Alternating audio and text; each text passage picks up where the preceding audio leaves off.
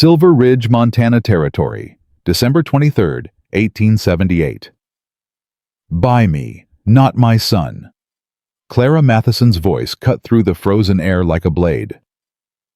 She stood on the auction block, her torn dress whipping in the wind, and shoved her 5-year-old boy behind her back. The crowd went dead silent. The auctioneer's gavel froze mid-swing, and somewhere in the back, a scarred rancher who hadn't spoken to a soul in 4 years took one step forward. This is a story of desperation, of redemption, of love that started in the coldest moment of one woman's life. If you're new here, subscribe and ride with us to the very end.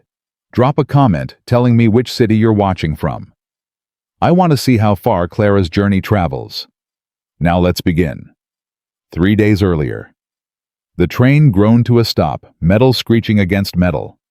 Steam hissed into the December air, thick and white against the gray sky. Clara Matheson stepped onto the platform, Emmett's small hand gripped tight in hers. The cold hit her like the fist. She pulled her threadbare coat tighter, but it did nothing. "Mama!" Emmett tugged at her sleeve. "Where's the man?" Clara scanned the platform. Families embraced. Wagons rolled away. Laughter echoed, then faded. No one waited for her. "He's coming, sweetheart." She squeezed his hand. "Just wait." She had the letter memorized. Every word. Every promise. "Come to Silver Ridge. Be my wife. I will provide for you and your boy. Henry Weston." That letter had cost her everything. Her savings, her pride, her last shred of hope. Henry Weston had to come. An hour passed. The platform emptied. The porter disappeared inside. The gas lamps flickered on, casting weak yellow light against the gathering dark. Emmett shivered against her leg. Mama, I'm cold."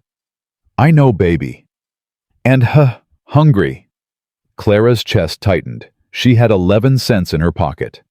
11 cents and a 5-year-old boy who hadn't eaten since yesterday morning. The station door creaked open. A man in a worn wool coat stepped out, the station master judging by the badge on his chest. "Ma'am."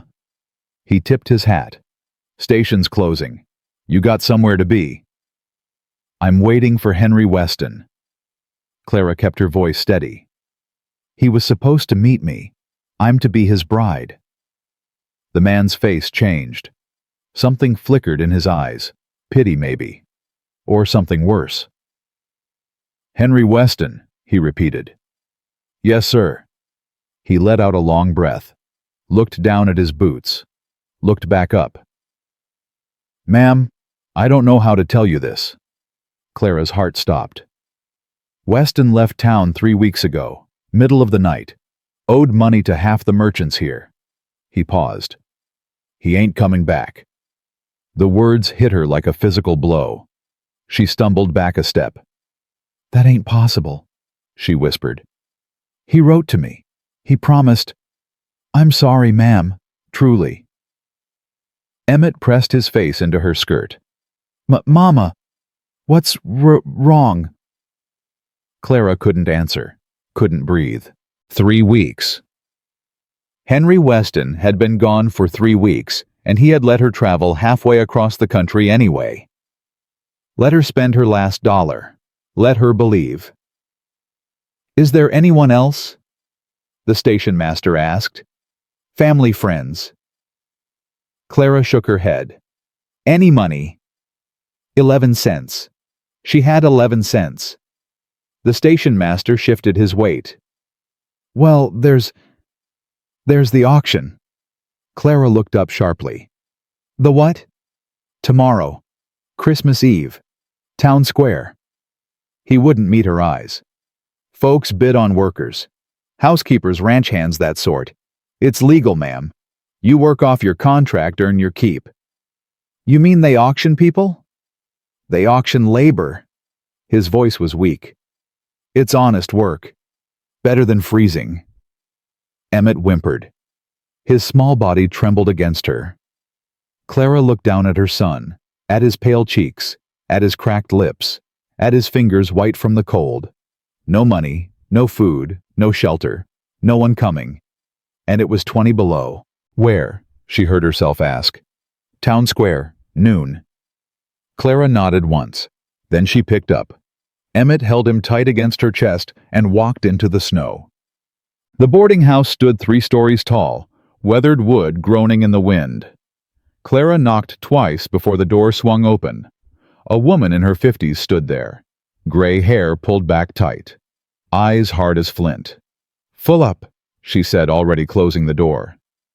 "Please," Clara's voice cracked. "One night. My boy's cold, hungry. I'll scrub your floors, wash your linens." I said full up. "Please, I'm begging you." The woman hesitated.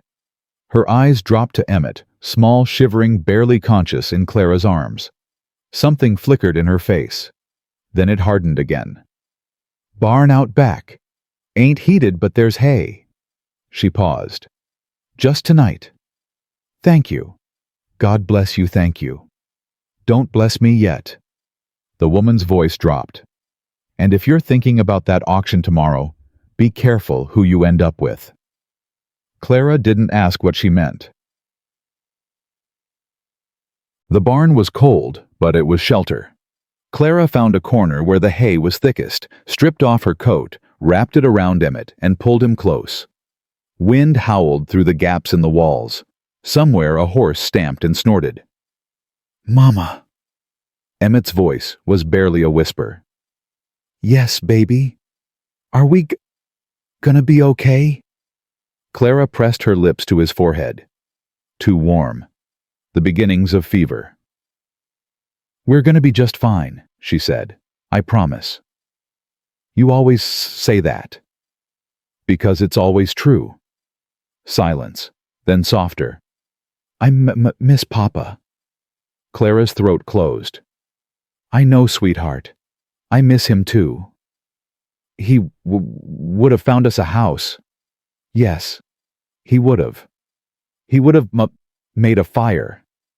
"Yes." Emmett curled tighter against her. "I wish he was here." Clara closed her eyes. So do I, she thought.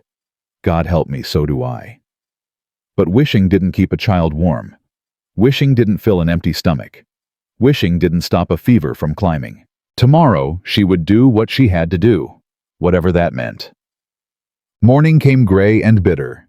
Clara woke to find Emmett burning up his small body drenched in sweat despite the cold. "Emmett!" She shook him gently. "Emmett, wake up!"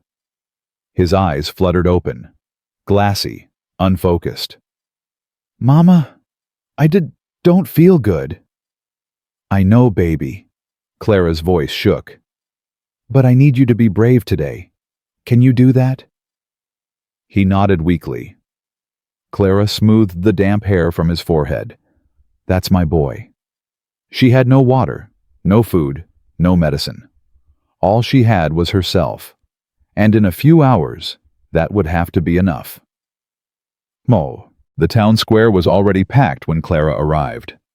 People milled about ranchers in heavy coats, merchants stamping their feet against the cold, women clutching shawls, children darting between legs. A wooden platform stood in the center, and beside it a man with a ledger and a gavel, the auctioneer. Clara held Emmett's hand tight as she approached the registration table. "Name?" The clerk didn't look up. "Clara Matheson." "Age?" 28.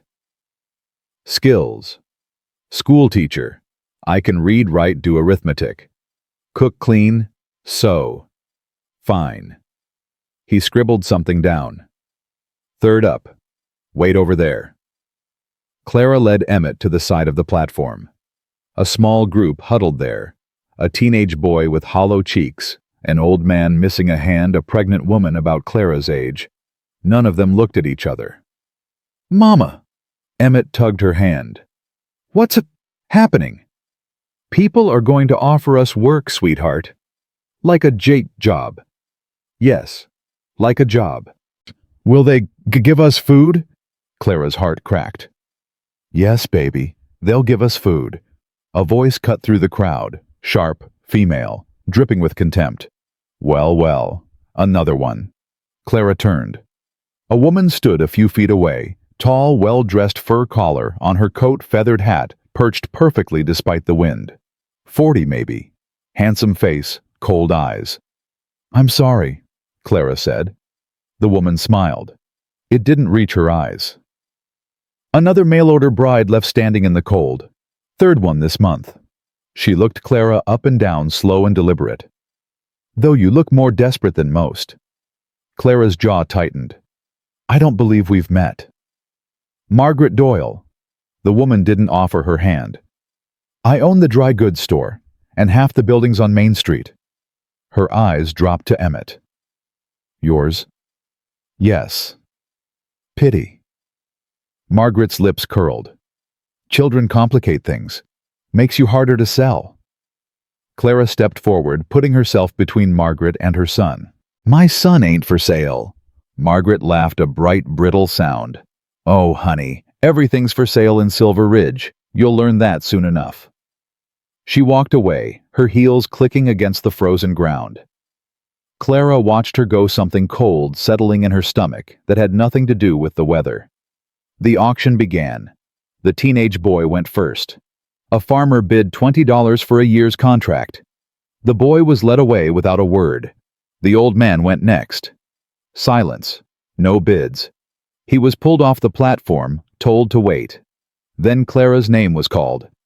"Clara Matheson, 28, former schoolteacher. Can read, write, cook, sew."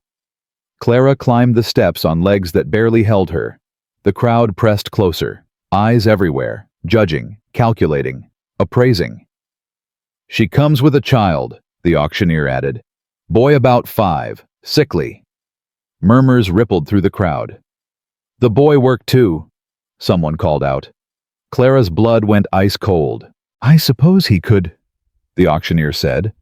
"Small hands are good for—" "No."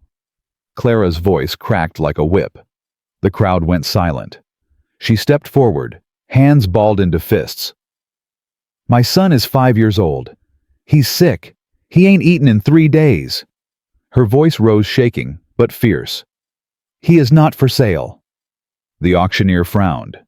"Ma'am, the terms—" "I don't give a damn about your terms." Gasps from the crowd. Someone laughed nervously. Clara's eyes swept across the faces before her. "You want labor? Take me.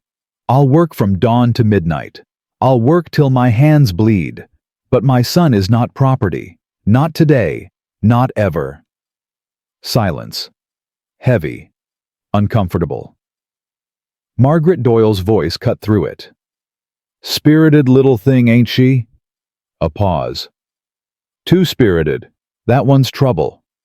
Scattered laughter. Agreement. The auctioneer cleared his throat. Starting bid, $15. Silence. $10. Nothing. Clara's stomach dropped. They didn't want her. Too old, too stubborn, too much trouble. And she came with a sick child. $5. The auctioneer's voice turned impatient. "Come on, folks, she's healthy." "Mama." Emmett's small voice drifted up from below the platform. Clara looked down. Her son stood there, shaking, tears streaming down his flushed cheeks. "Mama, I'm scared." Something inside Clara shattered. She dropped to her knees, right there, on the platform, in front of everyone, in front of Margaret Doyle and the laughing crowd and the whole goddamn town. And she begged. "Please." Her voice broke. "Please, someone. I ain't asking for charity. I'm asking for a chance." Tears burned her eyes.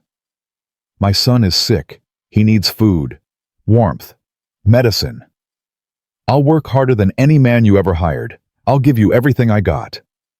She looked up at the faces above her. Some turned away. Some stared. No one spoke. "Please," Clara whispered. "Please." The wind howled. Snow swirled across the platform. Silence. Then from the back of the crowd, $200. Every head turned. A man stepped forward. Tall, broad-shouldered, Dark oilskin duster dusted with snow. Wide-brimmed Stetson pulled low, shadowing his face. But Clara could see enough. A scar. Deep, jagged old, running from his left temple down to his jaw. The auctioneer's eyes went wide. "Mr. Holbrook!" Whispers exploded through the crowd. "Samuel Holbrook! The Holbrook from the Ridge! He ain't bid on anything in years. What's he want with her?" The man Samuel Holbrook didn't look at any of them. His eyes pale gray like winter sky before a storm were fixed on Clara. $200, he repeated, voice low, flat, final. 1-year contract. The auctioneer stammered. That's more than... Do you want the money or not? Yes, of course. The gavel came down hard. Sold to Samuel Holbrook for $200. The crowd parted as Samuel walked forward. His boots thudded heavy on the frozen ground. He stopped at the base of the platform and looked up at Clara still on her knees. "Can you walk?" he asked. Clara stared at him. "What?" "Your boy's sick. Wagon's 2 streets over." He held out a gloved hand. "Can you walk, or do I carry him?" Clara didn't move, didn't understand. "Why did you—" "Ma'am." His voice cut her off. Not harsh, but not gentle either. "It's 20 below and dropping. Your son needs a doctor. We talk later." He turned and walked away. Clara scrambled to her feet, grabbed Emmett's hand, and followed. The wagon was sturdy, a buckboard with thick canvas cover piled high with wool blankets. 2 bay mares stamped impatiently in the cold. Samuel lifted Emmett without asking, laid him in the back, tucked blankets around him with hands that moved careful and sure. Clara climbed in beside her son, heart pounding. "Bread in that box." Samuel nodded toward a wooden crate. "Water in the canteen. Don't let him eat too fast." Clara's hands shook as she opened the box. Fresh bread, a wedge of cheese, dried apples. She broke off a small piece, held it to Emmett's lips. Slow, baby, slow. Emmett ate like he'd never tasted bread before. Maybe he hadn't not bread this fresh. Samuel climbed onto the driver's seat, picked up the reins. "Mr. Holbrook." "Sam." He didn't turn around. "Sam." Clara's voice wavered. "Why did you do this? Pay $200 for a stranger with a sick child?" The horses started moving. Snow crunched under the wheels. For a long moment, Sam didn't answer. Then, "You said you weren't asking for charity." Clara waited. "You said you were asking for a chance." He clicked his tongue. The mares picked up their pace. "Figured you earned one." Clara didn't know what to say to that. They rode in silence. Snow fell thick and fast, muffling the world, turning everything white and quiet. Emmett fell asleep against Clara's chest, breadcrumbs on his chin, his breathing finally steady. And Clara, for the first time in months, let herself hope. The ranch appeared through the snow like something from a dream. A large house of timber and stone, smoke curling from the chimney. A barn twice the size of the boarding house. Fenced pastures stretching toward the tree line. Sam pulled the wagon to a stop. A woman appeared in the doorway, 60 maybe. Gray hair, sharp eyes, face like she'd seen everything and wasn't impressed by any of it. "Sam Holbrook." Her voice was iron. "What in God's name have you done?" "Ruth." Sam climbed down. "This is Clara Matheson. She's staying." Ruth's eyebrows shot up.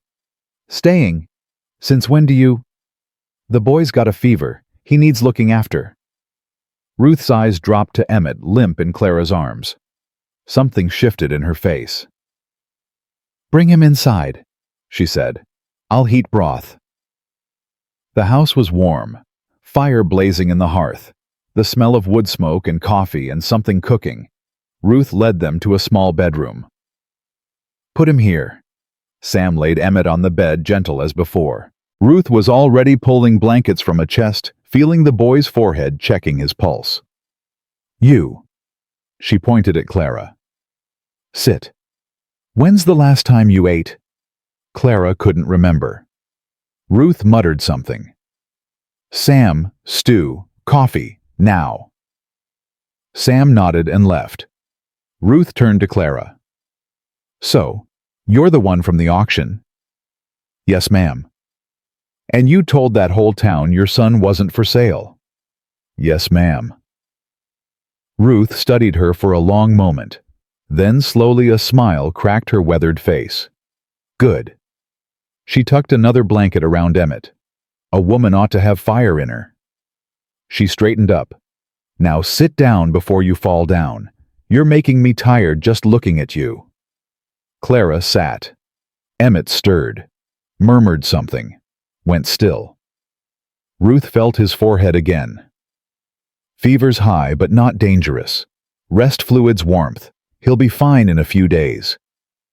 Clara's eyes burned. She refused to cry. Not yet. Not in front of strangers. Thank you, she whispered. I don't know how to... Don't thank me. Ruth headed for the door. Sam bought your contract. You'll earn your keep. I don't tolerate laziness. Ain't been lazy a day in my life. Ruth paused, looked back. Good. Then we'll get along fine. She left. Clara sat alone with her son, reached out, brushed hair from his damp forehead. We made it, baby, she whispered. We're safe now. Outside, wind howled. Snow piled against the windows. Inside, the fire crackled. Emmett breathed slow and even. And somewhere in the house, Samuel Holbrook stood at a window staring out at the white, nothing, thinking about a woman who had knelt on an auction block and refused to break. Boy. Supper was quiet. Clara insisted on coming to the table. Ruth protested. Clara won. She sat across from Sam Emmett, asleep in the bedroom, and forced herself to eat slow, even though her body screamed. Sam barely touched his food. Ate mechanical. Eyes on his plate. Ruth talked where things were kept when meals were served, what needed doing. Clara listened. Nodded. Remembered. Ruth stood. I'll check on the boy. Sam? She paused. Try not to scare her off the first night. She left. Silence. Clara set down her fork. Sam?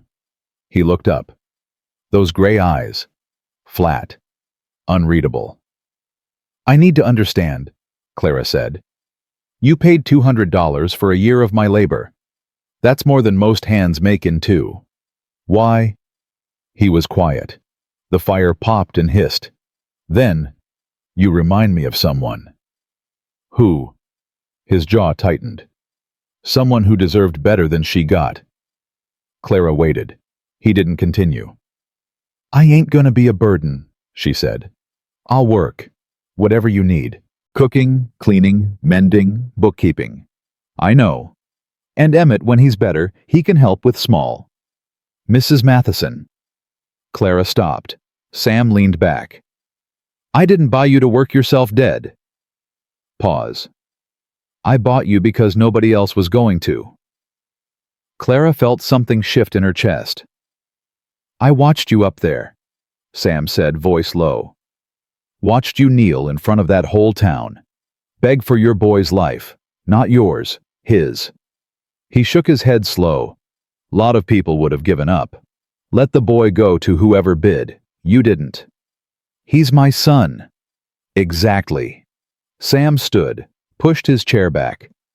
Get some sleep, Mrs. Matheson. Tomorrow's soon enough to start working. He walked out. Clara sat alone, stared at the fire. She didn't understand this man, didn't understand what he wanted, what he expected, why he'd saved her. But she wasn't afraid, and that was something. Mount. That night, Clara slept in a real bed for the first time in weeks. Emmett lay beside her, fever breaking, breathing deep and steady. The room was warm, blankets soft. Wind screamed outside, but inside everything was still. Clara closed her eyes. Tomorrow she would start earning her keep. Tomorrow she would prove Samuel Holbrook hadn't made a mistake. But tonight, she was just grateful. For warmth, for food, for a scarred man with gray eyes who had looked at her when no one else would. For a chance. She didn't know what the future held. Didn't know if this ranch would become her salvation or her prison.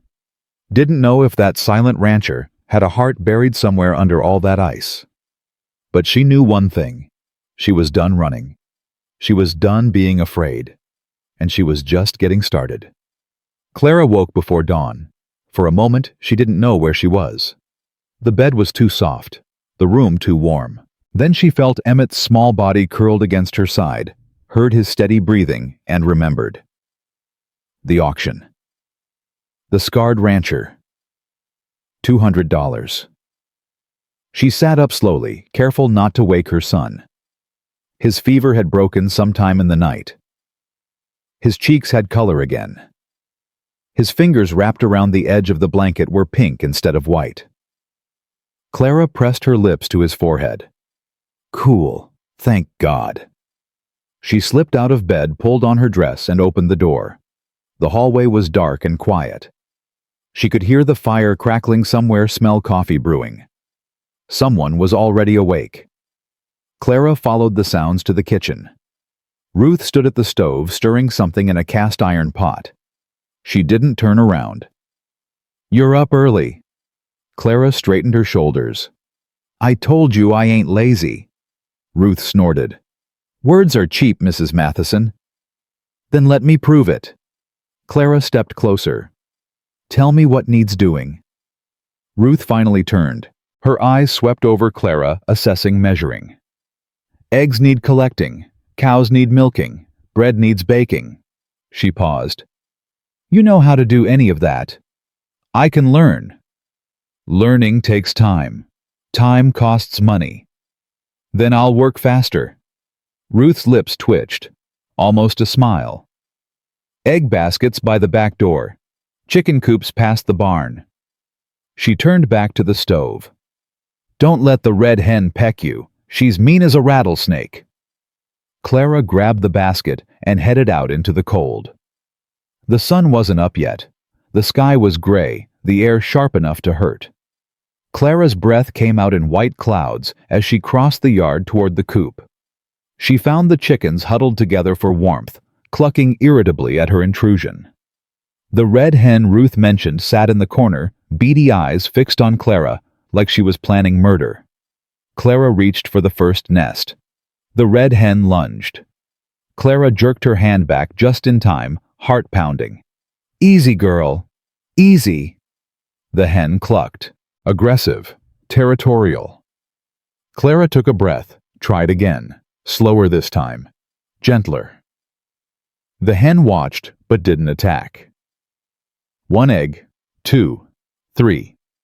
By the time she finished, her fingers were numb, and her back ached, but the basket was full. She carried it back to the kitchen, set it on the table, and looked at Ruth. Ruth counted the eggs, nodded once. Not bad. She handed Clara a pail. Cows are in the barn. You ever milked before? No, ma'am. Then you're about to learn.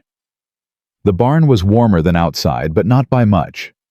2 cows stood in their stalls chewing cud, watching Clara with patient brown eyes. Clara had never touched a cow in her life.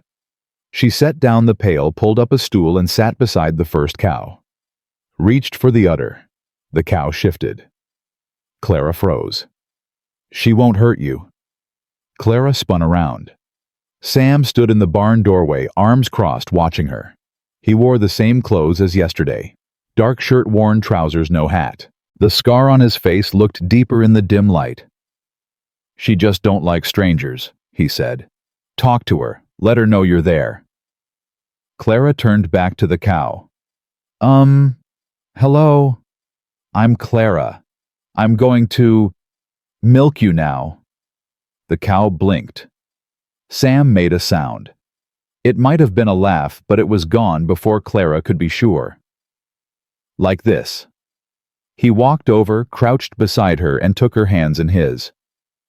His fingers were rough, calloused, warm, despite the cold. He guided her hands to the udder, showed her the motion. Squeeze and pull, gentle but firm, like you mean it. Clara tried. Milk squirted into the pail. Good! Sam released her hands and stepped back. You'll get faster with practice. He turned to leave. Sam? He stopped. Thank you, Clara said, for showing me. He nodded once, didn't turn around. Breakfast's in an hour. Then he was gone. Clara sat in the barn for a long moment, her hands still tingling where he'd touched them. Then she shook her head, turned back to the cow, and got to work. By the time breakfast was ready, Clara had collected eggs, milked both cows, and helped Ruth knead bread dough.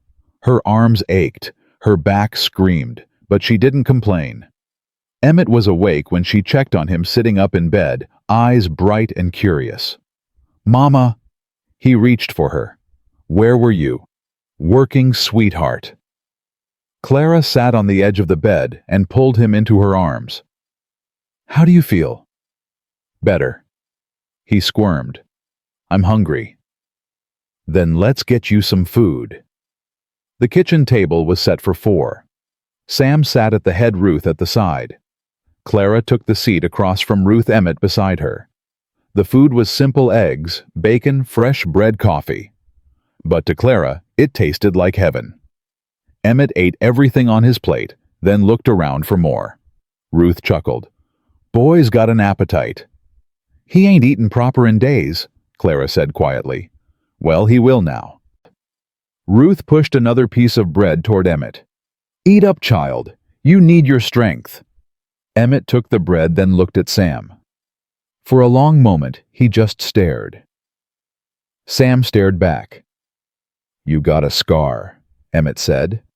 Clara's heart stopped. Emmett. It's all right. Sam's voice was flat. Yeah, I got a scar. Does it hurt? Not anymore. Emmett tilted his head. How'd you get it? Emmett. Clara's voice was sharp. That ain't polite. It's fine. Sam set down his fork. Some men tried to take my cattle. I stopped them. They didn't like that. Did you fight them? Yeah. Did you win? Something flickered in Sam's eyes. I'm still here, ain't I? Emmett considered this. Then he nodded, apparently satisfied. I like your scar. It makes you look like a hero. The table went silent. Sam's jaw tightened. He didn't speak. Ruth looked down at her plate. Clara reached for Emmett's hand. Eat your breakfast, sweetheart. But she couldn't stop watching Sam's face. The way his eyes had gone distant. The way his hands had clenched around his coffee cup. There was something there. Something painful. Something he wasn't saying. After breakfast, Ruth put Clara to work scrubbing floors while Emmett rested. The work was hard, the lye soap harsh on her hands, but Clara didn't stop. She was on her knees in the hallway when she noticed the door. It was at the end of the hall, past the bedrooms, past the water closet. A plain wooden door, no different from the others, except it was locked.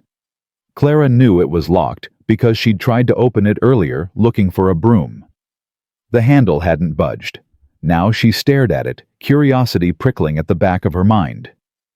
That room's off limits. Clara jumped. Ruth stood behind her arms, crossed face unreadable. I wasn't... Sam's orders. Ruth's voice was firm. Nobody goes in there. Not me. Not the ranch hands. Not you. Why? Ruth was quiet for a long moment. Then, some doors are better left closed, Mrs. Matheson. She walked away. Clara looked at the locked door one more time. Then she picked up her scrub brush and went back to work. But she couldn't stop thinking about what was behind it. 3 days passed. Clara fell into a rhythm. Wake before dawn. Collect eggs. Milk cows. Help Ruth with cooking and cleaning. Check on Emmett. Work until dark. Fall into bed exhausted. She didn't complain, didn't slow down, didn't give Ruth any reason to doubt her. And slowly, something shifted. Ruth stopped watching her every move, started trusting her with more tasks. Even smiled at her once when Clara managed to bake a loaf of bread that didn't come out burnt. "Not bad," Ruth had said, "for a city girl." "I'm from Boston," Clara replied. "We have ovens there too." Ruth laughed. Actually laughed. It was a rusty sound, like it hadn't been used in a while. Sam was harder to read. He was gone most days out with the cattle checking fences, doing whatever ranchers did. When he was home, he was quiet, kept to himself, barely spoke at meals. But Clara noticed things. The way he always made sure there was enough firewood by the door. The way he left his warmest blanket on her bed when the temperature dropped. The way he watched Emmett when he thought no one was looking. And Emmett was fascinated by him. "Mr. Sam?" the boy would say, tugging at Sam's sleeve. "Mr. Sam, can I see the horses? Can I help with the cows? Can I—" "Emmett!" Clara would pull him back. "Mr. Holbrook is busy." "It's fine." Sam would look down at the boy with those unreadable gray eyes. "Come on then." And he'd take Emmett to the barn, show him the horses, let him feed the chickens. He never smiled, never laughed. But he was patient, gentle, kind in his own quiet way. It confused Clara. This man had paid $200 for her contract, had given her and her son a home, had asked for nothing in return except work. Why? On the fourth day, Clara found out. She was in the kitchen, kneading bread dough when she heard horses outside. Voices. A woman's laugh. Ruth's face went tight. "Stay here." "Who is it?" Ruth didn't answer. She wiped her hands on her apron and headed for the door. Clara waited exactly 5 seconds. Then she followed. The front porch offered a clear view of the yard. A fine carriage stood there, polished black, pulled by 2 matching gray horses. A driver sat up front, stiff and formal.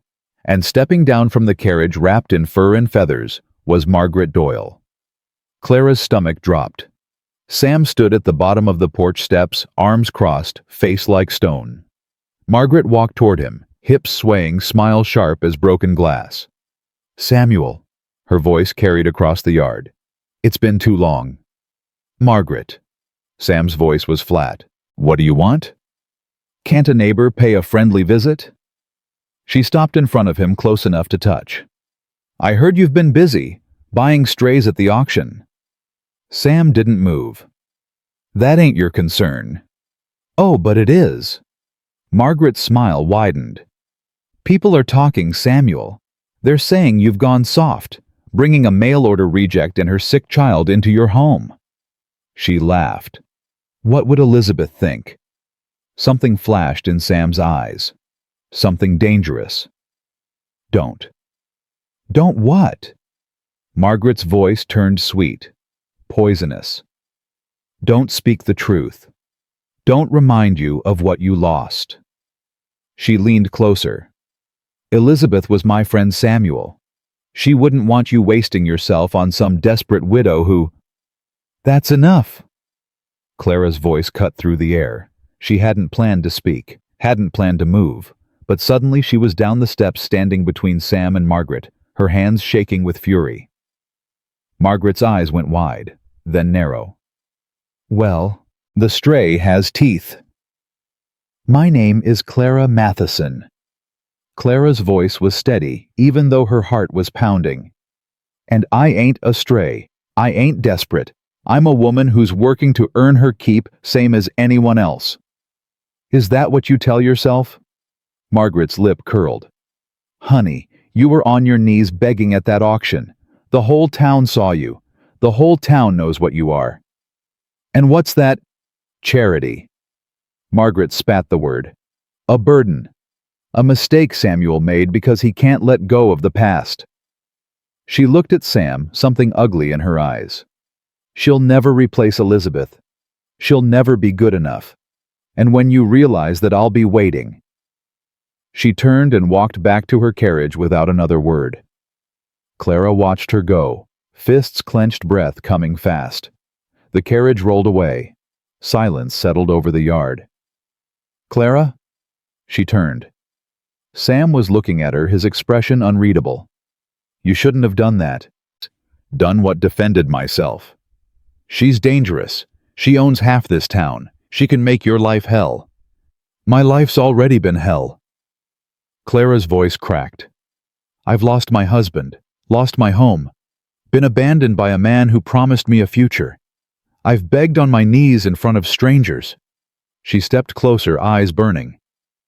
Margaret Doyle, don't scare me. Sam stared at her. For a long moment, neither of them spoke. Then so quiet she almost missed it. Elizabeth was my wife. Clara's breath caught. She died 4 years ago. Sam's voice was hollow. Fever took her. Took our daughter too. Lily. She was 3. Clara felt the ground shift beneath her feet.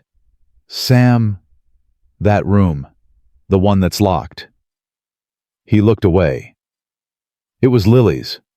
I ain't been in there since she died. Clara didn't know what to say. Didn't know if there was anything to say. Margaret wanted me to marry her. After. Sam's jaw tightened. She's been waiting ever since. Getting more bitter every year. He looked at Clara. She'll come after you. Try to drive you out. Make you miserable until you leave. I ain't leaving. You don't know what she's capable of. I don't care. Clara stepped closer. I told you at that auction, I ain't asking for charity. I'm asking for a chance. You gave me that chance. I ain't gonna waste it. Sam looked at her. Really looked for the first time. And something in his eyes shifted. Softened. Just for a moment.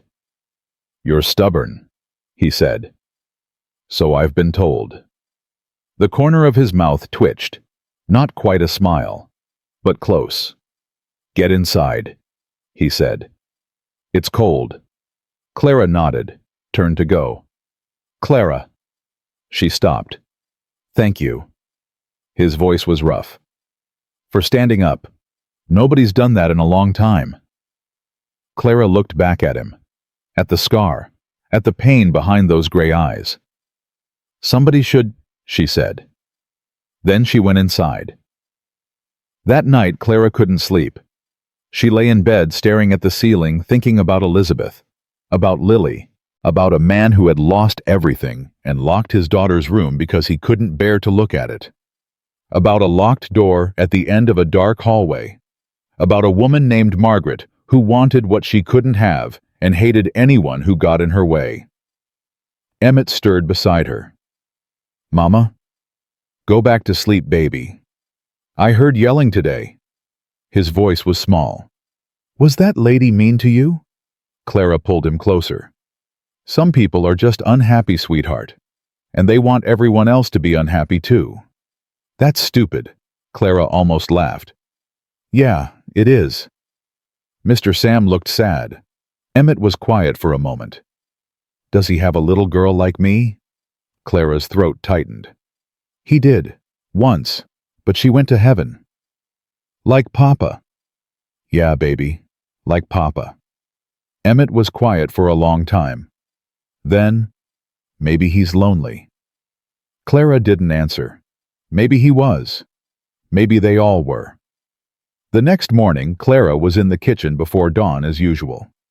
But this time, Ruth was waiting for her. Sit down, Ruth said. I got work to. Sit. Clara sat. Ruth poured 2 cups of coffee, set one in front of Clara, and took the chair across from her. I heard what happened yesterday, with Margaret. Clara wrapped her hands around the warm cup. News travels fast. In this town, news travels faster than fire. Ruth took a sip of her coffee. Margaret Doyle's been after Sam for years, since before Elizabeth died, if you want the truth. Clara looked up sharply. What? Oh, she hid it well, played the good friend, the concerned neighbor. Ruth's voice turned bitter. But I saw how she looked at him, how she found excuses to visit, how she touched his arm, laughed at his jokes. Did Sam know? Sam never noticed anything but Elizabeth. Ruth shook her head. He loved that woman like the sun loved the sky. When she died? She stopped, swallowed hard.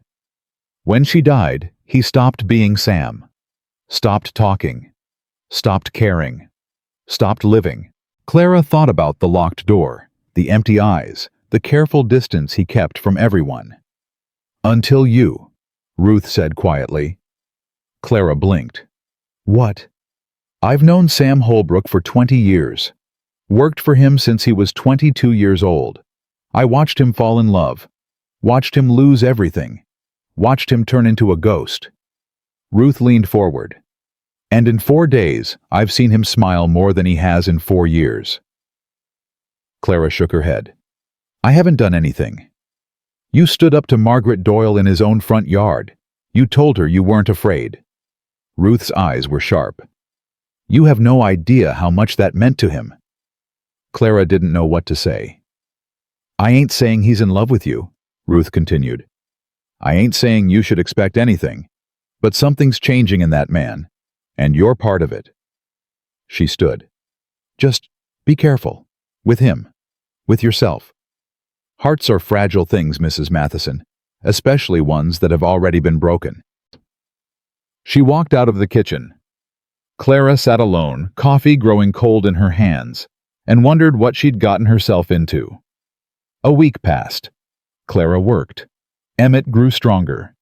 Sam stayed distant but present, a shadow at the edges of her days.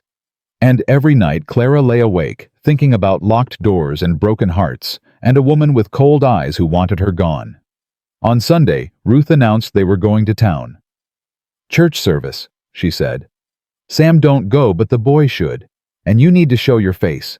Let people see you ain't hiding. Clara's stomach tightened. She remembered the whispers at the auction, the stares, the judgment. I don't know if that's a good idea. It ain't about good ideas. Ruth handed her a clean dress. It's about survival. You hide, they think you're ashamed. You stand tall, they got nothing to use against you. Clara took the dress, looked at it. Then she squared her shoulders.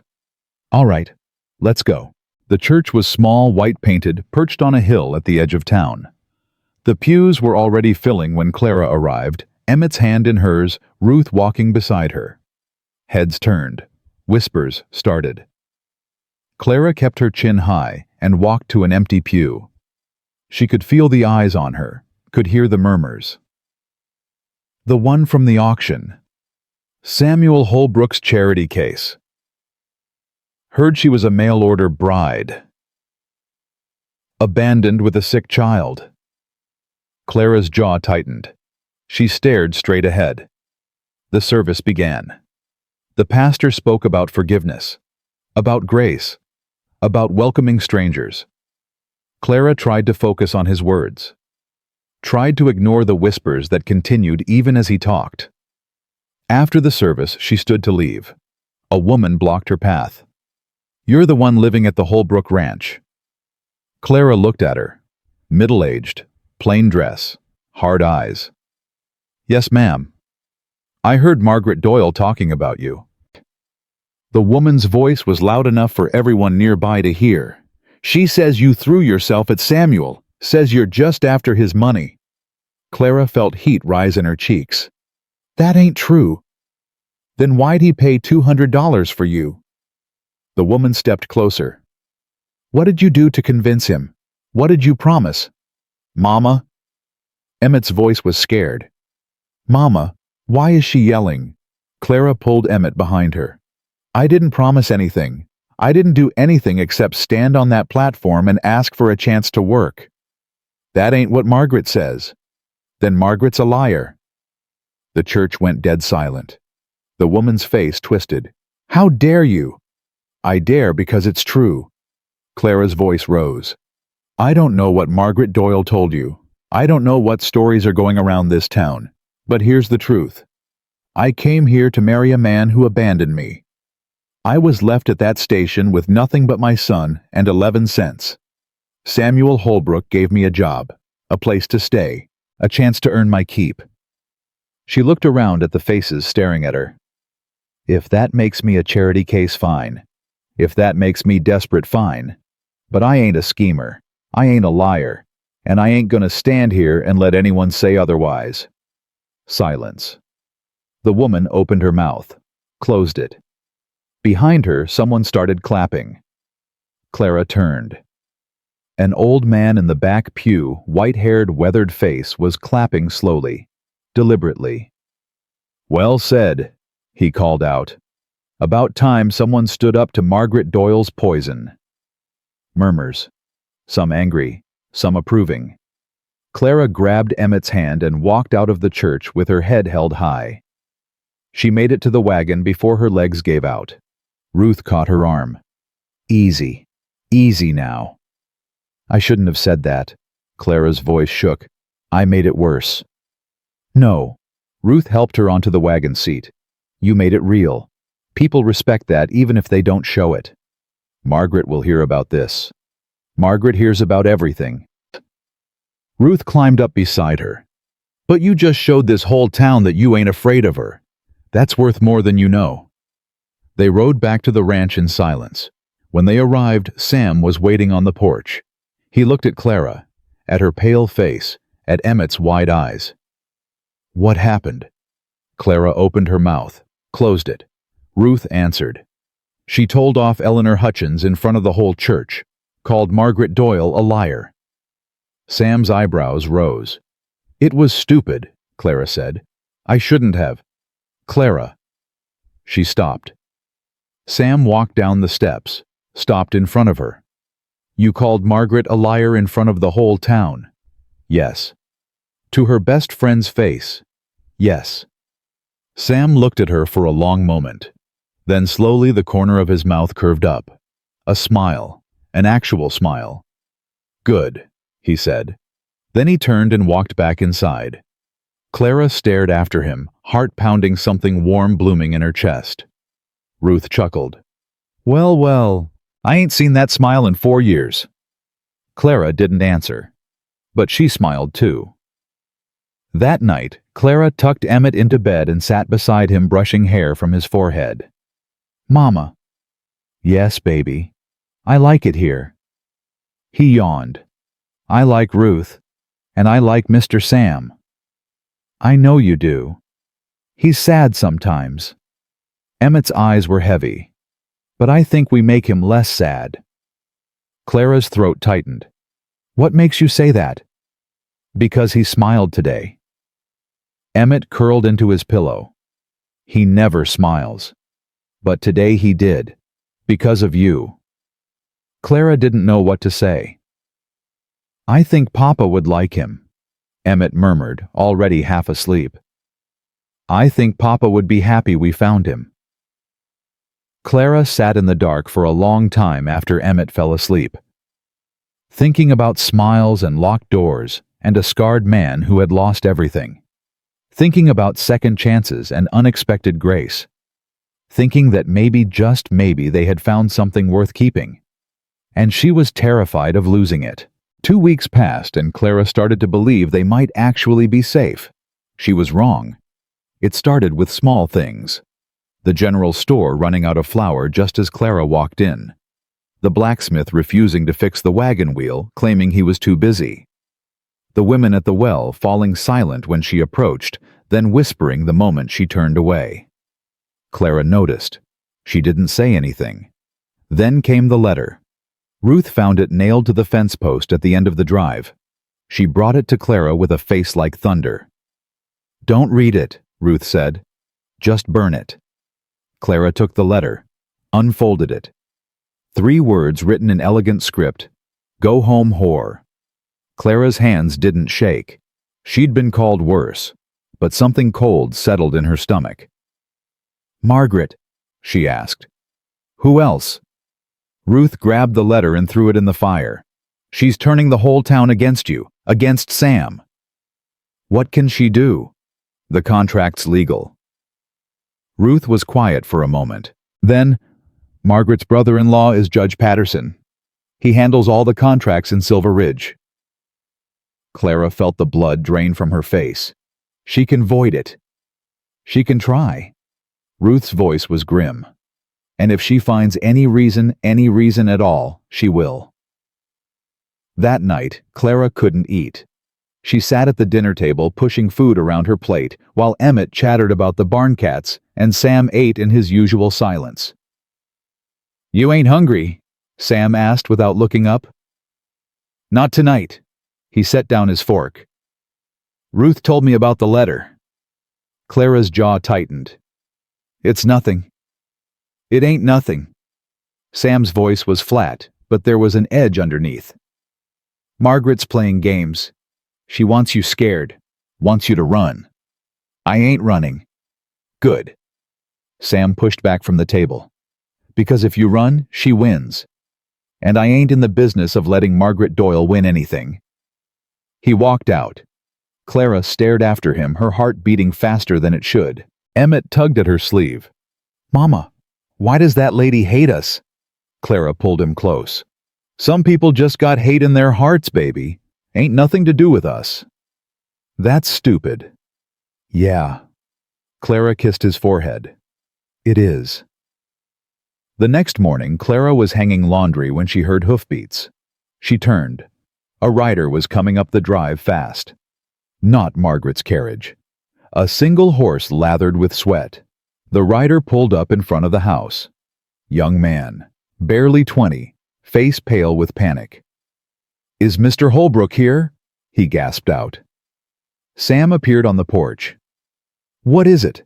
"Fire, sir. North pasture. The winter hay." Sam's face went hard. "How bad?" "Bad. Frank and the boys are trying to contain it, but—" Sam was already moving. He grabbed his coat from the hook, whistled for his horse. "Stay here," he told Clara. "Don't leave the house." "Sam, I mean it." His eyes met hers. Intense. Urgent. "Don't leave. Don't let Emmett out of your sight." Then, he was gone, riding hard toward the smoke that was just starting to darken the northern sky. Clara watched him go, fear coiling in her gut. Ruth appeared beside her. "Fire's no accident, not in this weather." "Margaret." "Who else?" Ruth's voice was bitter. "She can't void the contract legal, so she's trying to ruin him. Destroy his winter feed. His cattle will starve before spring." Clara's hands clenched into fists. "There has to be something we can do." "There is." Ruth looked at her. "We wait, we pray, and we don't let that woman see us break." 3 hours passed. Clara paced the house like a caged animal. She checked on Emmett every 10 minutes, looked out the window every 5, watched the smoke in the distance grow thinner, then thicker, then thinner again. Finally, hoofbeats. She ran to the porch. Sam rode in slow, his face black with soot, his clothes scorched. Behind him came Frank and 2 other hands looking just as bad. Clara ran down the steps. "Sam! Sam, are you all right?" He dismounted heavily. "Lost half the hay, maybe more. But you're okay. You're not hurt." He looked at her. Something flickered in his eyes. "I'm fine." "You don't look fine." Clara grabbed his arm. "Come inside. Let me clean those burns." "They ain't burns, just soot." "Sam." Her voice cracked. "Please." He stared at her for a long moment. Then he nodded once and let her lead him inside. In the kitchen, Clara wet a cloth and started wiping the soot from his face. Sam sat still watching her with those gray eyes. "You were worried," he said. "Of course I was worried." Clara's hands trembled slightly. "You rode off toward a fire. You could have been killed." "I've faced worse." "That don't make me feel better." Sam caught her wrist, gentle, his fingers rough against her skin. "Clara." She stopped. "I ain't gonna die on you," he said quietly. "I ain't gonna leave you and that boy alone. You understand?" Clara's throat tightened. "You can't promise that." "I can promise I'll try." His grip tightened just a fraction. "That's the best any man can do." She looked at him, at the soot on his face, at the sincerity in his eyes, at the scar that somehow made him more real, more human than any man she'd ever known. "Okay," she whispered. Okay. He released her wrist. She went back to cleaning his face. Neither of them spoke again, but something had shifted between them. Something important. That night, Clara dreamed of fire. She woke to darkness and the sound of Emmett crying. Emmett! She sat up, heart pounding. What's wrong? I had a bad dream. His voice was thick with tears. The fire was coming for us, Mama. It was gonna burn our house. Clara pulled him into her arms. Shh. Shh. It's okay. The fire's out. We're safe. Are you sure? I'm sure, baby. Emmett sniffled against her shoulder. I don't want Mr. Sam to die. Clara's heart cracked. He ain't gonna die, sweetheart. Promise? Clara hesitated. I promise he's gonna fight real hard to stay with us. That's what he does. He fights. Emmett was quiet for a moment. Then, I love him, Mama. Is that okay? Clara's eyes burned. Yeah, baby. That's okay. Do you love him too? The question hit her like a punch.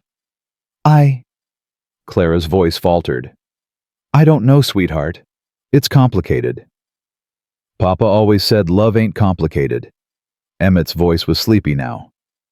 He said you just know, like knowing the sun's gonna come up. Clara held him tighter and didn't answer. But she couldn't stop thinking about it. About Sam.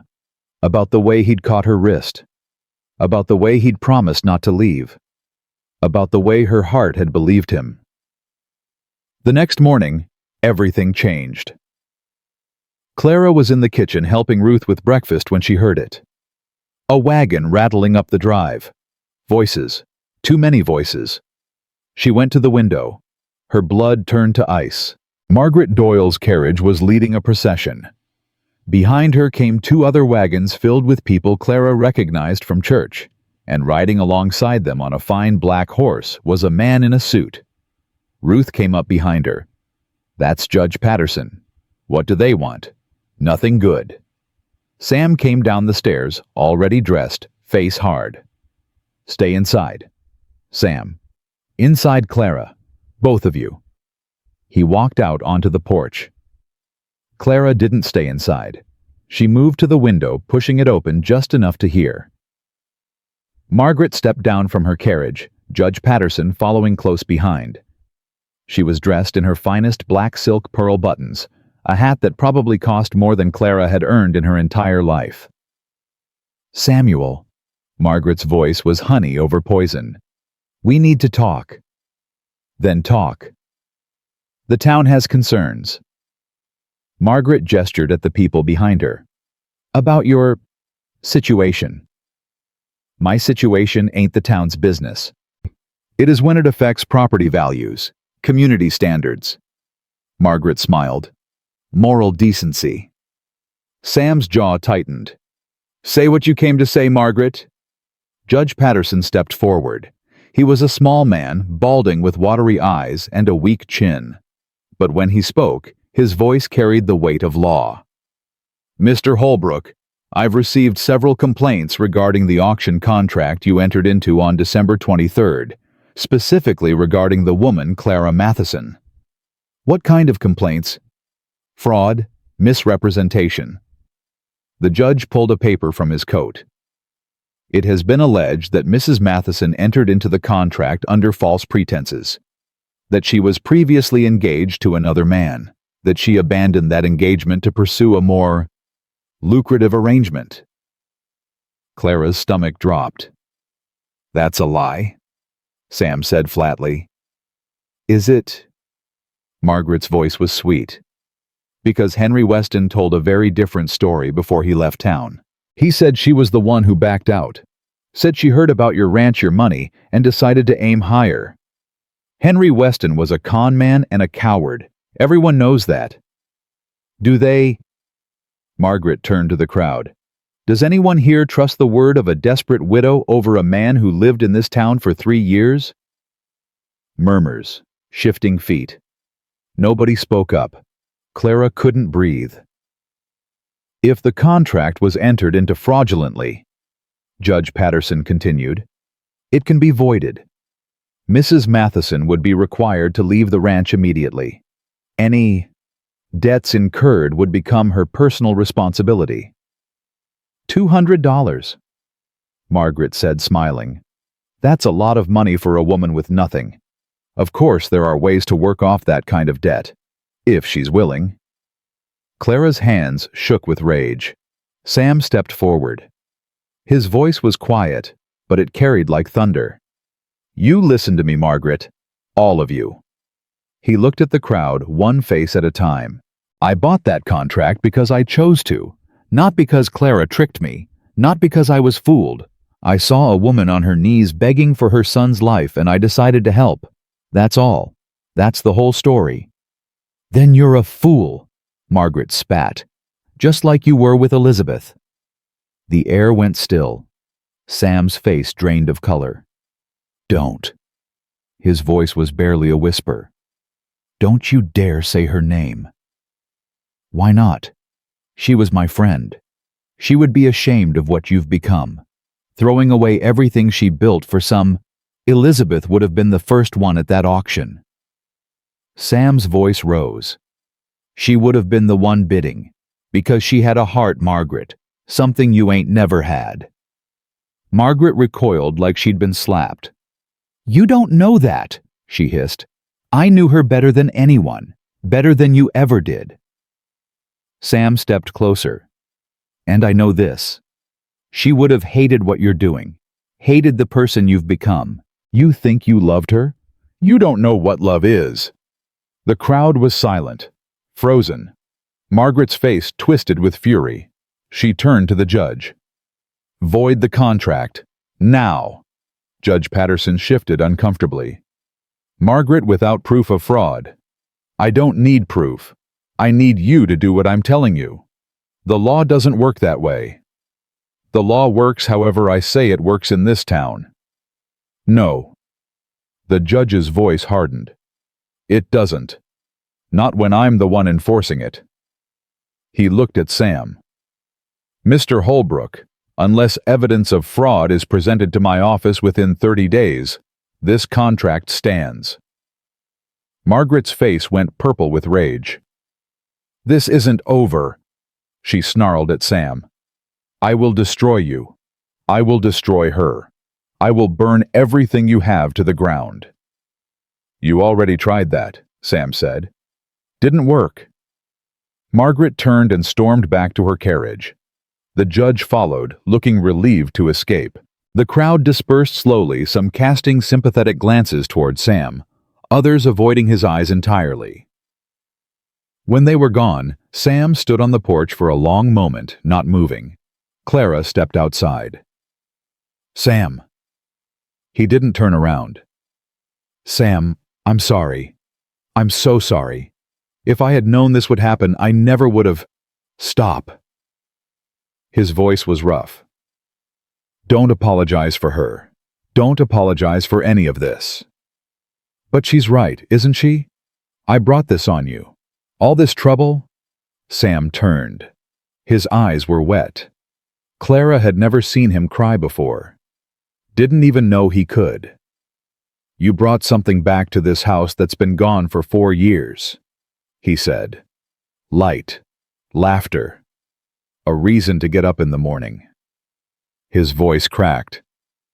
Elizabeth would have loved you, Clara, would have loved that boy, would have been so damn grateful that someone finally made me smile again. Clara couldn't speak, couldn't move. Don't ever apologize for being here, Sam said. Not to me. Not to anyone. Then he walked past her into the house, and Clara stood alone on the porch, with tears streaming down her face. That afternoon, something unexpected happened. Ruth came into the kitchen where Clara was kneading bread, her mind still spinning from the morning's confrontation. Sam wants to see you, Ruth said. In the hallway. Clara wiped her hands. What for? Ruth just shook her head and walked away. Clara found Sam standing at the end of the hall, in front of the locked door. He had a key in his hand. "Sam?" Clara approached slowly. "What are you doing?" "Something I should have done a long time ago." He looked at the door, then at her. "I want you to see." "See what?" "Why I am the way I am." He put the key in the lock. His hand trembled. "Why I bought your contract that day. Why I can't let you go." He turned the key. The lock clicked. Sam pushed the door open. Clara stepped inside. The room was small. Simple. A child's room. A little bed with a faded quilt. A rocking horse in the corner covered in dust.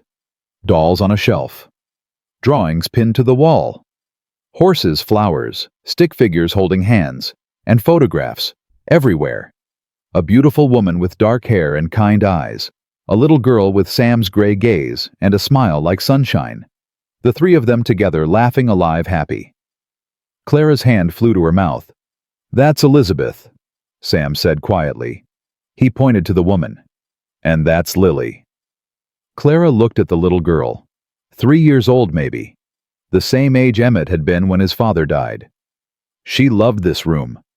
Sam continued. Loved her dolls, her drawings, her rocking horse. His voice caught. She'd sit on that horse for hours pretending she was riding across the plains. Said she was going to be a cowgirl when she grew up. Clara couldn't speak, could barely breathe. The fever took her first. Sam's voice was hollow. 3 days. That's all it took. 3 days, and she was gone. He touched the edge of the little bed. Elizabeth held her the whole time, wouldn't let go, even after... He stopped.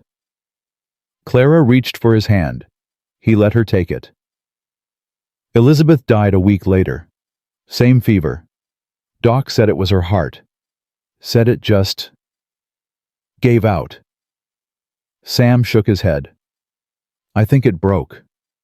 I think watching Lily go broke something inside her that couldn't be fixed. Sam. Clara's voice was a whisper. I'm so sorry. I locked this room the day of Elizabeth's funeral. Haven't opened it since. Couldn't. He looked at Clara. But this morning when Margaret was standing out there trying to tear apart everything I have left, I realized something. What? I've been living in a locked room for 4 years. Shut in, shut down, alone. He squeezed her hand. And then you came, you and that boy, and suddenly I could breathe again. Clara felt tears spill down her cheeks. I ain't asking for anything, Sam said quickly. I ain't expecting anything. But I needed you to know. Needed you to understand why this matters. Why you matter. Clara looked at the photographs. At Elizabeth's kind eyes. At Lily's bright smile. Then she looked at Sam. Can I bring Emmett here? She asked softly. I think he should see this. I think Lily would have wanted someone to play with her toys again. Sam's breath caught. For a moment he didn't speak. Then slowly he nodded. Yeah, he said, voice rough. I think she would. Clara squeezed his hand. Then let's open the windows. Let some light in. They stood together in the doorway of a room that had been dark for 4 years, and for the first time the dust motes danced in the sunlight. Emmett fell in love with the room immediately. He touched everything with careful, reverent fingers. The rocking horse, the dolls, the drawings. Who made these? He asked, holding up a picture of a horse with 6 legs. A little girl named Lily, Sam said. He was sitting on the edge of the bed watching Emmett with something like wonder in his eyes. She was about your age. Where is she now? She's in heaven, with her mama. Emmett considered this. Like my papa. Yeah, like your papa. Emmett nodded solemnly. Then he looked at the rocking horse. Can I ride it? Sam's voice caught. Yeah, partner, you can ride it. Emmett climbed onto the horse and started rocking, making galloping sounds with his mouth. For a moment, he could have been Lily. Could have been any child anywhere lost in the simple joy of pretend. Clara watched Sam watch her son. Watched the pain in his eyes slowly transform into something softer. Something like hope. She moved to sit beside him on the bed. "Thank you," she said quietly. "For showing me. For letting him in." Sam didn't look at her. Elizabeth used to say that grief was like a house. You could lock yourself inside, or you could open the doors and let people in. He paused. "I've been locked inside for a long time. And now?" He turned to her. Those gray eyes, so full of ghosts, so full of loss. But underneath it all, something new. Something alive. "Now I want to open the doors," he said. Clara didn't think. She leaned forward and kissed him. It was brief, soft, barely more than a brush of lips. But when she pulled back, Sam was staring at her like she'd hung the moon. "Clara." "I ain't apologizing," she said. "Not for that." The corner of his mouth curved up, that rare, precious smile. "Good," he said. "Because I ain't complaining." Emmett's voice broke the moment. "Mama, Mr. Sam, watch me. I'm riding like a real cowgirl." They both laughed. Actually laughed together in a room that hadn't heard laughter in 4 years. And somewhere, Clara liked to think Elizabeth and Lily were laughing too. That night, everything shattered. Clara was putting Emmett to bed when she heard the horses. Multiple horses riding fast. She went to the window. Torches. At least a dozen of them moving up the drive in the dark. "Sam!" Clara ran to the hallway. "Sam!" He was already at the front door, rifle in hand. Ruth stood behind him, face pale. "Take Emmett to the cellar," Sam said. "Don't come out until I tell you." "Sam, what's happening?" "I don't know, but I ain't taking chances." He looked at her, and in the torchlight, she could see fear in his eyes. "Go, now." Clara grabbed Emmett, still half asleep, and followed Ruth to the cellar door. "Mama." Emmett's voice was scared. "What's happening?" "It's okay, baby. We're just gonna play hide and seek for a little while." "In the dark." "In the dark." They descended into the cellar. Ruth pulled the door shut behind them. Darkness swallowed them whole. Above, Clara could hear voices, shouting. Sam's voice raised and angry. Other voices unfamiliar. Then suddenly a woman's scream. Clara's blood went cold. "Stay here," she told Ruth. "Don't let Emmett move." "Clara, you can't." But Clara was already climbing the stairs. She burst through the cellar door and ran toward the front of the house. The door was open. Outside, chaos. A crowd of men on horseback, torches blazing. Sam standing on the porch, rifle raised. And kneeling in the dirt, hands bound, face bloody, Deputy Frank Harlan. "What the hell is this?" Sam's voice was thunder. A man stepped forward from the crowd. Big, bearded, eyes hard as stone. "This man tried to warn you," the man said. "Tried to tell you what was coming. We don't tolerate traitors in Silver Ridge." "Warn me about what?" "The eviction." The man smiled. It was not a pleasant smile. Judge Patterson reconsidered. "Seems Mrs. Matheson's contract has been voided after all." Clara felt the world tilt. "That's impossible," Sam said. He said 30 days. "Margaret Doyle is very persuasive." The man pulled a paper from his coat. "This is a legal order. The woman and her son are to be removed from your property immediately. If she resists, she'll be arrested." "On what charges?" "Fraud, theft, moral corruption." The man's smile widened. "Take your pick." Clara stepped forward. "That's all lies, every word." "Clara?" Sam reached for her. "No." Clara shook off his hand. "I ain't gonna hide. I ain't gonna let them drag me away like a criminal." She faced the man. "You want me gone, fine, but my son is innocent. He ain't done anything. You leave him out of this." The man laughed. "The boy goes with you. A child needs his mother, even a mother like you." Clara's vision went red. She launched herself at him. She didn't think, didn't plan, just moved fists, swinging nails, scratching rage pouring out of her like fire. The man stumbled back, surprised. Clara got one good hit in, felt his nose crunch under her knuckles before strong arms pulled her away. "Clara, Clara, stop!" Sam was holding her, pinning her arms to her sides. "This ain't the way. Let me go. If you attack him, they'll arrest you. They'll take Emmett. Is that what you want?" Clara went still. Emmett. Her son. Her reason for everything. The fight drained out of her. The bearded man wiped blood from his nose, glaring at her with pure hatred. "You'll regret that, woman." "I regret a lot of things," Clara said. "But not that. Never that." Sam stepped in front of her. "She ain't going anywhere tonight. It's below freezing. You send her out there with a child, you're sending them to die." "That ain't my problem. It will be when I ride into town tomorrow and tell everyone what you did." Sam's voice dropped low. Dangerous. "You think Margaret Doyle's the only one with power in this territory? You think I ain't got friends? Connections?" The man hesitated. "You give her until morning," Sam continued. "Sunrise, that's fair, that's legal. And that gives me time to find a way to fight this." For a long moment, nobody moved. Then the bearded man spat in the dirt. "Sunrise," he said. "Not a minute later." He turned his horse and rode away. The others followed, torches flickering into the darkness. Silence fell. Clara's legs gave out. She collapsed onto the porch, shaking.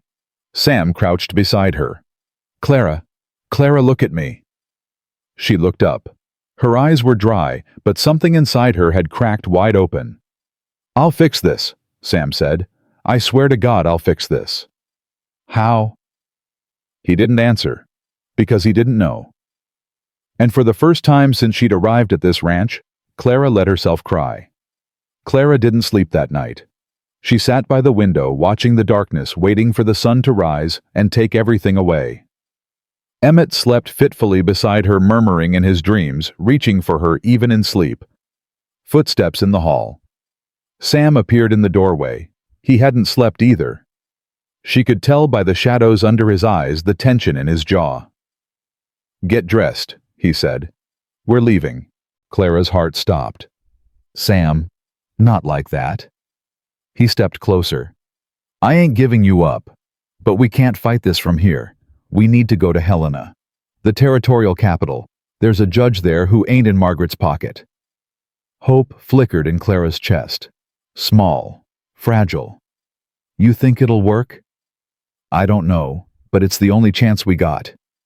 Clara looked at Emmett, still sleeping. At his small face, so peaceful, so unaware of the storm coming for them. "How long?" she asked. 3 days, maybe 4. "And what happens when the sun comes up? When those men come back?" Sam's jaw tightened. "They'll find an empty house." Clara stood. "I ain't running, Sam. I told you that." "This ain't running. This is fighting smart." He took her hands.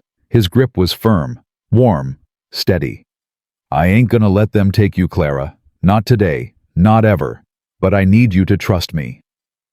Clara looked into his eyes, gray like storm clouds, gray like the sky before snow. "I trust you," she said. "Then let's go." They left before dawn. Ruth stayed behind to hold off anyone who came asking questions. Sam loaded the wagon with supplies, blankets, food. Clara bundled Emmett in every layer she could find. "Mama." Emmett blinked awake as she lifted him. "Where are we going?" "On an adventure, sweetheart." "What kind of adventure?" Clara glanced at Sam. "The kind where we fight for what's ours."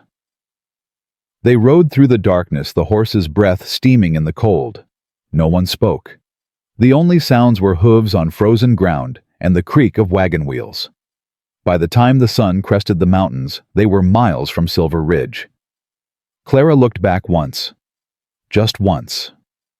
Then she turned forward and didn't look again.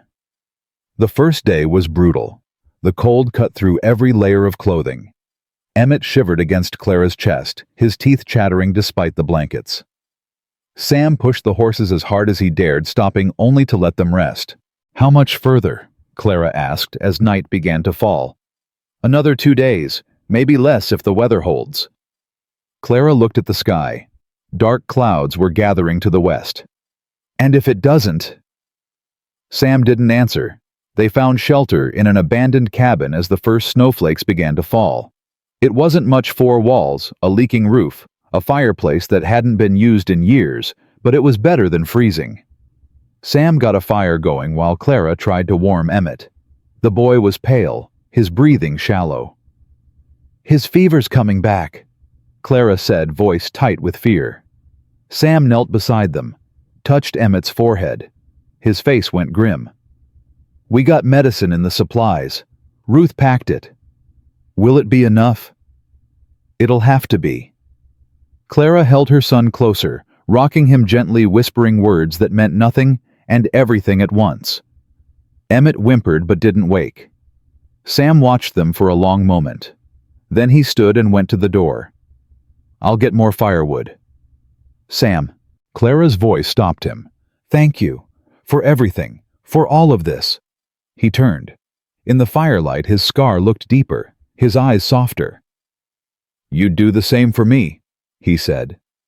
Then he walked out into the snow. Clara stayed awake all night watching Emmett breathe, counting each rise and fall of his small chest like a prayer. Somewhere around midnight he woke. "Mama." "I'm here, baby." "Where's Mr. Sam?" "He's outside, getting wood for the fire." Emmett was quiet for a moment. Then, "Mama, are we gonna be okay?" Clara's throat tightened. "Yeah, sweetheart. We're gonna be okay." "You always say that." "Because it's always true. But this time is different." Emmett's voice was too old, too knowing. "I can tell. You're scared." Clara couldn't lie to him. Not about this. "Yeah, baby. I'm scared." "Me too." Emmett reached for her hand. "But Mr. Sam's gonna protect us. He promised." "When did he promise that?" "When you weren't looking." Emmett's eyes were serious. "He said he'd never let anyone hurt us. Said he'd fight the whole world if he had to." Clara's eyes burned. "He said that?" "Yeah, and I believe him." Emmett yawned. "Mr. Sam don't lie. He's like Papa that way." Clara pressed her lips to his forehead. "Go back to sleep, sweetheart." "Will you be here when I wake up?" "Always." Emmett closed his eyes. Within minutes, he was asleep again. Clara sat in the darkness, tears streaming down her face, and wondered what she had done to deserve these 2 souls who loved her so completely. The door creaked open. Sam came in with an armful of wood snow dusting his shoulders. He took one look at Clara's face and set the wood down. "What's wrong?" "Nothing." Clara wiped her eyes. "Everything. I don't know." Sam crossed to her, sat down beside her, close enough to touch but not quite touching. "Emmett told me what you said to him," Clara whispered. "That you'd fight the whole world for us." Sam was quiet for a moment. Then, "I meant it." "Why?" "Why what?" "Why do you care so much? I ain't nothing to you. Just a stranger you bought at an auction."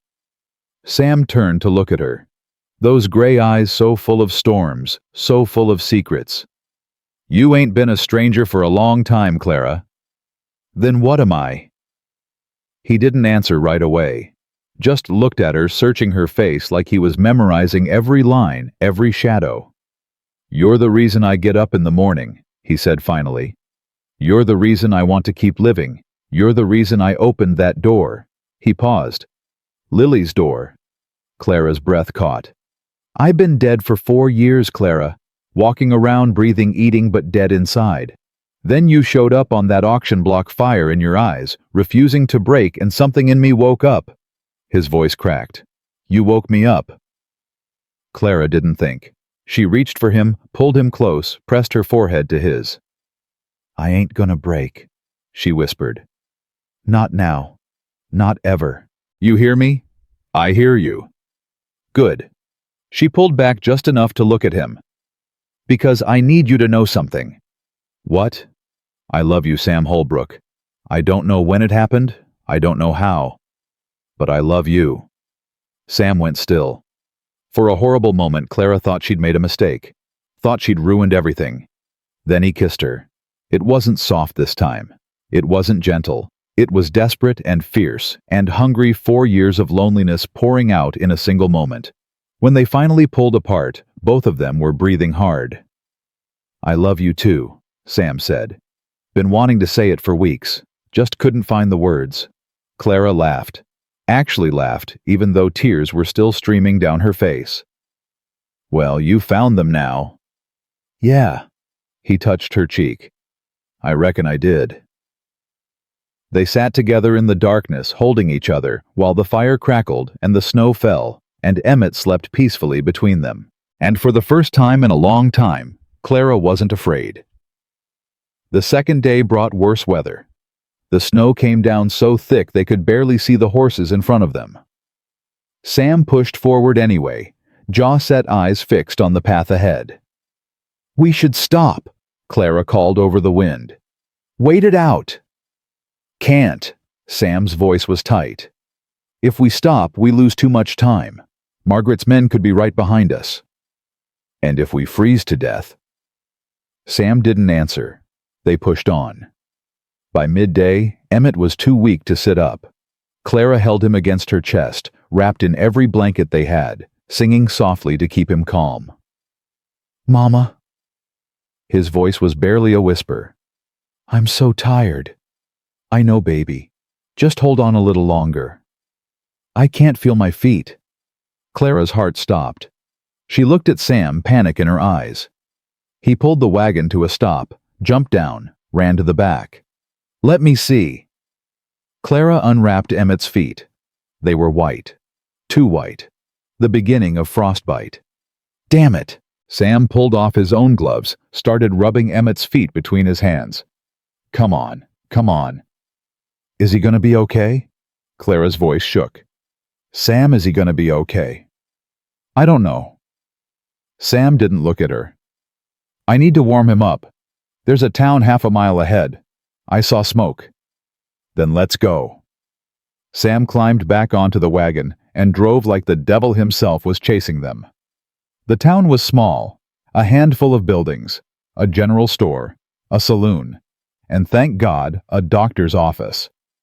Sam carried Emmett inside while Clara ran ahead shouting for help. The doctor was old, gray-haired, kind eyes behind wire-rimmed glasses. "Frostbite," he said after examining Emmett. "Early stages. He'll be fine if we warm him slow." Clara nearly collapsed with relief. "You folks passing through?" the doctor asked as he worked. "Heading to Helena," Sam said. "Got business with the territorial court." The doctor glanced up. Something flickered in his eyes. "You wouldn't be Sam Holbrook, would you, from Silver Ridge?" Sam tensed. "How do you know that?" "Word travels fast in these parts." The doctor wrapped Emmett's feet carefully. "Margaret Doyle's been sending telegrams all over the territory. Says you kidnapped a woman and her child. Got a reward posted for your arrest." Clara's blood went cold. "That's a lie," Sam said flatly. "I figured." The doctor nodded toward Clara. "A kidnapped woman don't look at her captor the way she looks at you." Clara felt heat rise in her cheeks. "There's a deputy here," the doctor continued. "Good man, honest. Name's Tom Reeves. If you want to get to Helena without trouble, you should talk to him. He might be able to help." Sam and Clara exchanged a look. "Where can we find him?" Sam asked. "Saloon. This time of day he's always at the saloon." Tom Reeves was a mountain of a man. 6.5 feet tall, broad as a barn, with a beard that could house a family of birds. He looked up when Sam walked in. His eyes narrowed. "You're Holbrook. And you're Reeves. Margaret Doyle's got $100 bounty on your head." "I know." Reeves leaned back in his chair. You here to turn yourself in? I'm here to ask for help. A long pause. Then Reeves laughed, a deep booming sound that echoed off the walls. Well, I'll be damned. He kicked out the chair across from him. Sit down, Holbrook. Tell me your story. Sam told him everything. The auction, Clara, Margaret's vendetta, the voided contract, the mob, the escape. When he finished, Reeves was quiet for a long moment. Margaret Doyle's a snake, he said finally. Everyone in this territory knows it, but she's got money-power connections. Fighting her ain't easy. I ain't looking for easy, Sam said. I'm looking for right. Reeves studied him. The judge in Helena Harrison's his name. He's a good man, fair. If you can get to him, tell him your story, he might overturn the voided contract. And if Margaret gets there first, then you're in trouble. Reeves stood. I can give you a head start. Delay any messages she sends through here. Buy you maybe a day. Why would you do that? Reeves shrugged. Because I hate Margaret Doyle. And because that woman in the doctor's office, she ain't no kidnap victim. She's a mother protecting her child. I got a mother like that. I respect it. Sam held out his hand. Thank you. Reeves shook it. Don't thank me yet. You ain't won anything. Just bought some time. Time's all I need. They left the next morning. Emmett was stronger. The color had returned to his cheeks. He was able to sit up, even smile. Are we almost there? He asked as the wagon rolled out of town. Almost, partner, Sam said. One more day, and then we get to go home. Sam looked at Clara. She looked back at him. Yeah, Sam said. Then we get to go home. They pushed hard through the day, stopping only when necessary. The weather held. The roads were clear. For the first time since they'd left Silver Ridge, Clara felt hope building in her chest. Then they crested the final hill, and Helena spread out before them. Clara had never seen anything so beautiful. We made it, she breathed. Sam nodded, but his jaw was tight, his eyes scanning the streets below. What's wrong? Clara asked. Too quiet. Sam's hand moved to his rifle. Something ain't right. They rode into town slowly, carefully. People on the street stopped to stare, whispered to each other. Clara's skin prickled. Sam? I see it. A man stepped out of the courthouse, tall, thin, wearing a fine suit and a cold smile. Judge Patterson. Well, well, his voice carried across the square. Samuel Holbrook, I wondered when you'd show up. Sam pulled the wagon to a stop. What are you doing here, Patterson? Mrs. Doyle sent me, to make sure justice is served. Patterson held up a paper. I have a warrant for your arrest, kidnapping, fraud, assault. Those charges are false. Are they? Patterson smiled. We'll let the court decide. In the meantime, you're coming with me. Two men appeared from the shadows, armed, hands on their pistols. Clara's heart pounded. Sam, we can't... Mrs. Matheson. Patterson's cold eyes found her. You're under arrest as well, for fraud and moral corruption. Your son will be placed in the care of the state until... The hell he will. A new voice, strong, female, furious. Everyone turned. A woman stood in the doorway of the courthouse, middle-aged, steel-gray hair, eyes like flint. She wore a judge's robe. Judge Harrison, Patterson stammered. I thought you were... In court I am, my court. She stepped forward, her robe flowing behind her. And I don't recall authorizing any arrests in my jurisdiction. Mrs. Doyle assured me. Mrs. Doyle has no authority here. Harrison's voice cracked like a whip. Neither do you. You're a county judge, Patterson. This is territorial business. Patterson's face went red. The charges are clearly fabricated. Harrison looked at Clara, at Emmett, at Sam. I've heard this story, Mr. Patterson. The whole territory's heard it. A desperate widow saved at an auction by a grieving rancher. A jealous woman trying to destroy them both. Her lip curled. It's not subtle. Mrs. Doyle is a respected member of... Mrs. Doyle is a snake who's been bribing officials for years. Harrison held up a stack of papers. I have telegraph records, bank statements, witnesses willing to testify. She smiled coldly. Margaret Doyle's reach ends at my door. Patterson went pale. Now. Harrison turned to her armed men. Escort Judge Patterson to the nearest hotel. He looks tired from his journey. She looked at Sam. Mr. Holbrook, Mrs. Matheson, in my chambers, please. We have much to discuss. Clara's legs nearly gave out. It was over. Or at least the beginning of the end. Sam helped her down from the wagon, lifted Emmett into his arms. Together they followed Judge Harrison into the courthouse. The chambers were warm, comfortable. A fire crackled in the hearth. Judge Harrison gestured for them to sit.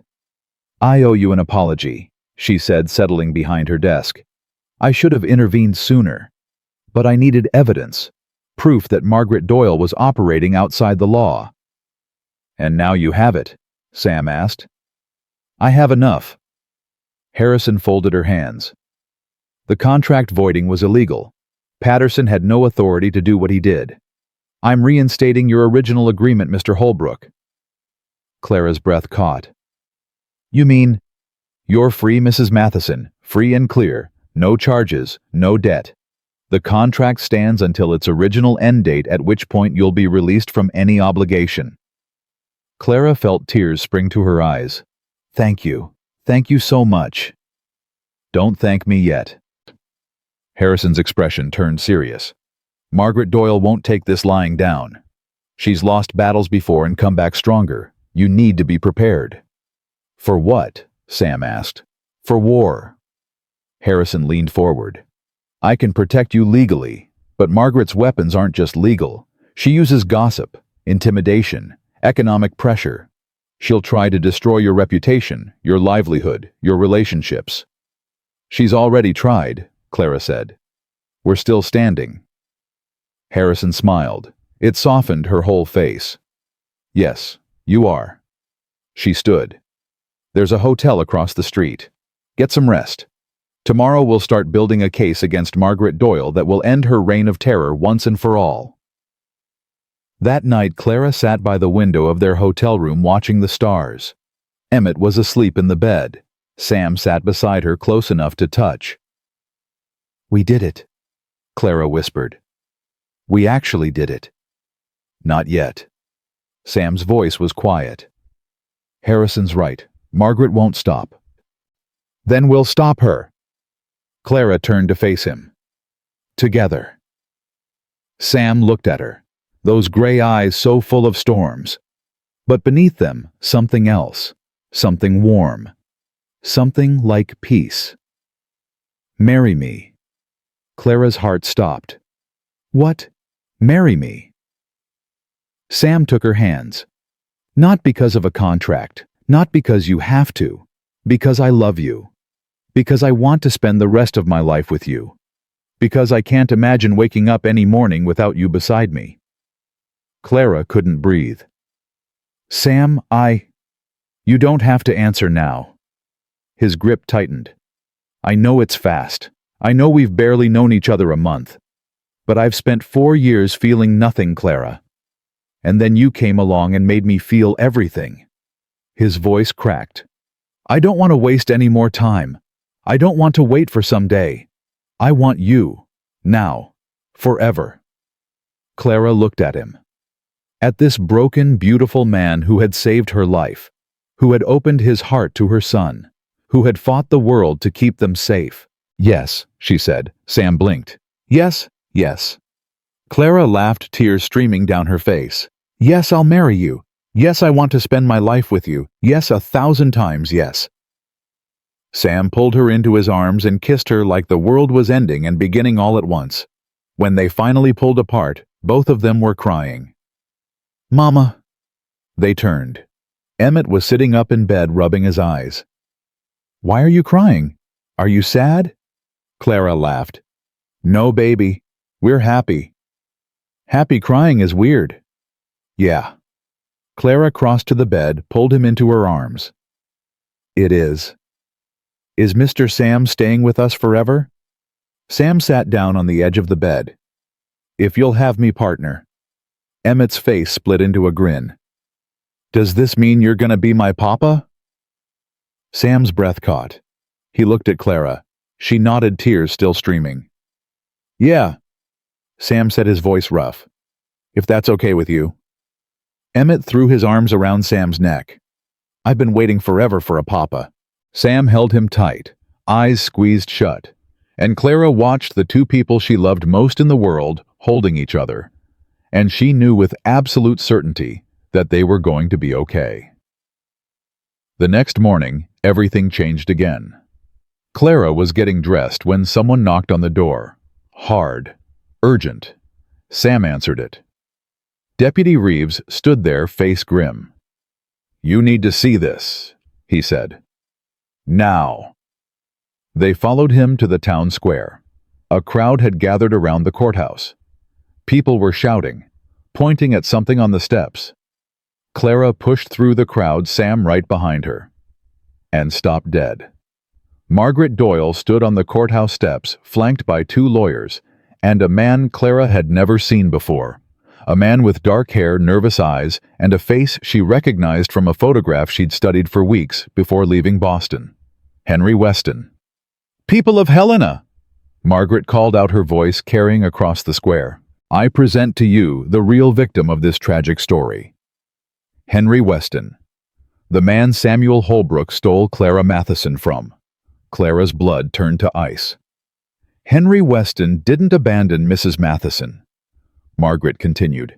He was driven out of Silver Ridge by Samuel Holbrook, threatened, beaten, forced to flee for his life, and all because Holbrook wanted his bride for himself. The crowd murmured, uncertain, confused. That's a lie, Clara shouted. Henry Weston was gone weeks before I arrived. Everyone knows that. Everyone knows what they've been told. Margaret smiled. Cold, triumphant. But now Henry Weston is here to tell the truth. She turned to Henry, gestured for him to speak. Henry stepped forward. His eyes found Clara's for a brief moment. Something flickered there, guilt maybe, or fear. It's true, he said, his voice wavering. I loved Clara. I wanted to marry her. But Samuel Holbrook threatened me, said he'd kill me if I didn't leave. So I ran. Liar. Clara's voice cracked with fury. You lying, cowardly? Clara! Sam's hand closed on her arm. Not here, not now. But he's lying. I know. Sam's voice was deadly calm, and we're gonna prove it. Margaret's smile widened. I think the people have heard enough. Judge Harrison, I demand you arrest Samuel Holbrook for... You demand nothing. Harrison stepped out of the courthouse, her face like thunder. This is my jurisdiction, Mrs. Doyle. You don't make demands here. She looked at Henry Weston. You. Come with me. We're going to have a very long conversation. Henry's face went pale. I don't... That wasn't a request. Two deputies stepped forward, flanking Henry. He looked at Margaret, panic in his eyes. Margaret's smile faltered. Just for a second. Then it was back, colder than ever. This isn't over, Holbrook, she said. No, Sam agreed. It ain't. But when it is, you're gonna be the one in chains. He took Clara's hand and walked away, head high, back straight, and Clara walked beside him, fire in her eyes, ready to fight, whatever came next. The interrogation lasted 3 hours. Clara sat outside Judge Harrison's chambers, Sam beside her. Emmett asleep on her lap. They could hear voices through the heavy wooden door, Harrison's sharp and commanding, Henry's weak and wavering, Margaret's growing increasingly shrill. Finally, the door opened. Harrison stepped out. Her face was unreadable, but her eyes were blazing. Mrs. Matheson, Mr. Holbrook, come in. Clara handed Emmett to Deputy Reeves, who promised to watch him, and followed Sam into the chambers. Henry Weston sat in a chair by the window, his face buried in his hands. Margaret stood in the corner, arms crossed, fury radiating from every inch of her body. "Mr. Weston has something to tell you," Harrison said. Something he should have said from the beginning. Henry looked up. His eyes were red, wet. "I'm sorry," he whispered. "I'm so sorry." Clara felt Sam tense beside her. "Sorry for what?" Henry's voice cracked. "Margaret paid me. Paid me to write those letters. Paid me to promise marriage to women like you, desperate alone with nowhere else to go." He swallowed hard. "Then I'd disappear before they arrived. Leave them stranded. And Margaret would what?" Clara's voice was ice. "Would buy their contracts at the auction. Use them as servants. Work them until they couldn't work anymore." Henry's hands shook. "I've done it 7 times. 7 women. You were supposed to be the 8th. Clara couldn't breathe. 7 women. 7 lives destroyed. And she had almost been one of them. "But Sam bought your contract instead," Harrison continued. "Margaret didn't expect that. Didn't expect a man with money and power to step in. So she improvised, tried to drive you out, tried to void the contract, tried everything she could think of to get you back under her control." "Because I was her property," Clara said. That's how she saw it. "Yes." Harrison's voice was grim. "That's exactly how she saw it." Clara turned to Margaret, the woman who had tormented her, threatened her, tried to destroy everything she loved. "Why?" Clara asked. "Why do this? You have money, power, everything anyone could want. Why hurt people like me?" Margaret's lip curled. "Because I can. Because women like you are weak, desperate, easy to control." Her eyes flicked to Sam. "And because I wanted what was his, what was always supposed to be mine." "I was never yours," Sam said quietly. "Elizabeth was never yours. This ranch was never yours. It should have been." Margaret's composure cracked. "I loved you, Samuel, for years. I watched you with her, that perfect little wife, that perfect little daughter, and I waited. I waited for you to see me, to want me. And then they died, and I thought finally he'll turn to me. But I didn't. No, you locked yourself away. Shut out the world. Shut out me." Margaret's voice turned venomous. "And then this woman, this nobody from nowhere walks into your life, and suddenly you're smiling again, laughing again, living again." She spat the words.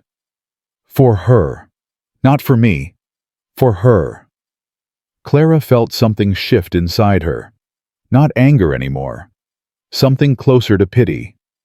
"You could have had a different life," Clara said softly. "You could have found someone who actually loved you, built something real. Instead you chose this. Hatred, cruelty, control. Don't you dare pity me." Margaret's eyes blazed. "I don't need your pity." "No, you don't." Clara stepped closer. "But you're gonna get it anyway, because you're the most miserable person I've ever met. And nothing I could say or do would punish you more than the life you've already built for yourself." Margaret's face went white. Harrison cleared her throat. "Mrs. Doyle, you're under arrest for fraud, conspiracy, human trafficking, and a dozen other charges I'll be adding before the day is out." She nodded to the deputies. "Take her." The deputies moved forward. Margaret didn't resist, just stared at Clara with eyes full of hate as they led her away. At the door she stopped. "This isn't over," she hissed. Clara met her gaze without flinching. "Yeah, it is." The door closed behind her. Silence filled the room. Then Sam's arms were around Clara, holding her tight, and she finally let herself break. "It's over," she whispered against his chest. "It's really over." "Yeah." Sam's voice was rough. "It's over." Harrison gave them a moment. Then she cleared her throat. There's still the matter of Mr. Weston. Clara pulled back, looked at Henry, still slumped in his chair, still shaking. What happens to him? He'll testify against Margaret. In exchange, he'll receive a reduced sentence. Harrison paused. Unless you want to press separate charges. Clara considered it. This man had tried to destroy her life, had lured her across the country with lies, had left her and her son to freeze in a train station. But he was also weak, broken, a puppet dancing on Margaret's strings. No, Clara said finally. No separate charges. Henry's head snapped up. What?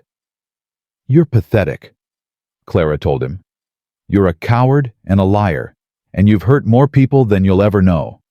But I ain't gonna waste any more of my life on you. She turned away. Go testify. Go to prison.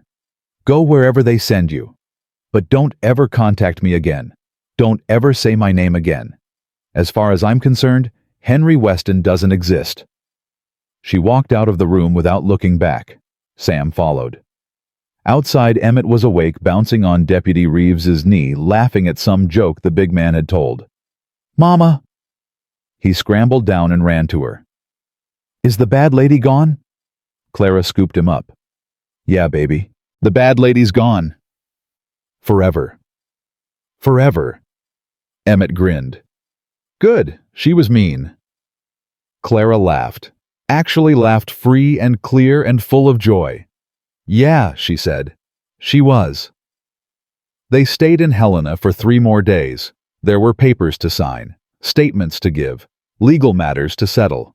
Harrison worked tirelessly building a case against Margaret that would ensure she never hurt anyone again.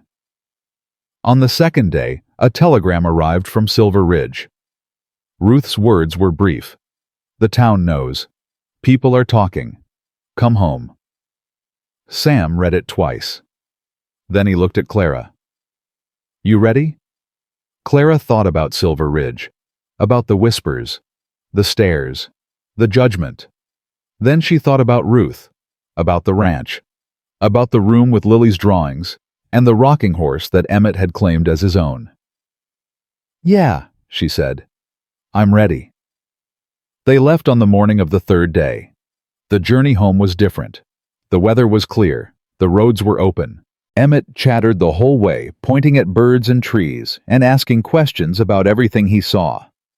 Sam answered each one with patience Clara hadn't known he possessed. Mr. Sam, why is the sky blue?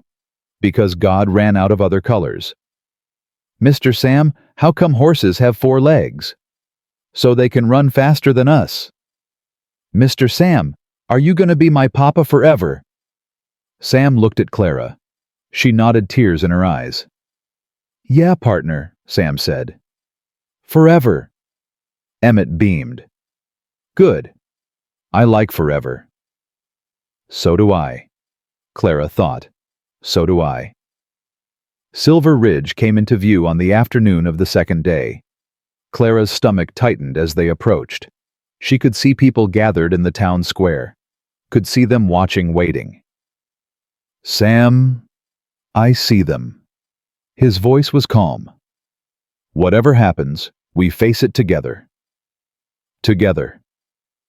They rode into town with their heads high. The crowd parted as the wagon rolled through. Clara could feel the eyes on her, could hear the murmurs. Then slowly something changed. A woman stepped forward from the crowd. Clara recognized her Eleanor Hutchins, the woman who had confronted her at church. Mrs. Matheson. Clara braced herself. Eleanor looked at her for a long moment. Then, to Clara's shock, she bowed her head. I'm sorry, Eleanor said. For what I said, for what I believed. Margaret Doyle fooled us all, and I... Her voice cracked. I was cruel to you. You didn't deserve it.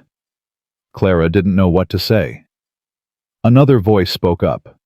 The old man from the church, the one who had clapped when Clara stood up to Margaret. We all owe you an apology, ma'am. We let that snake poison our minds against you. That wasn't right. More voices joined in, more apologies, more admissions of wrongdoing. Clara felt overwhelmed. She reached for Sam's hand. "Thank you," she said, her voice shaking. "All of you. Thank you." The crowd shifted, made room. And as Clara and Sam rode through, something miraculous happened. People started clapping, one person at first, then two, then 10. Then the whole square was filled with applause echoing off the buildings, rising into the clear winter sky. Clara couldn't stop the tears. "Mama, why are they clapping?" Emmett asked. "Because they're welcoming us home, baby." Home. Emmett tested the word. "I like that." Clara looked at Sam. He was smiling, actually smiling wide and open and free. "So do I," she whispered. "So do I." Ruth was waiting on the porch when they arrived at the ranch. She took one look at Clara's face and burst into tears.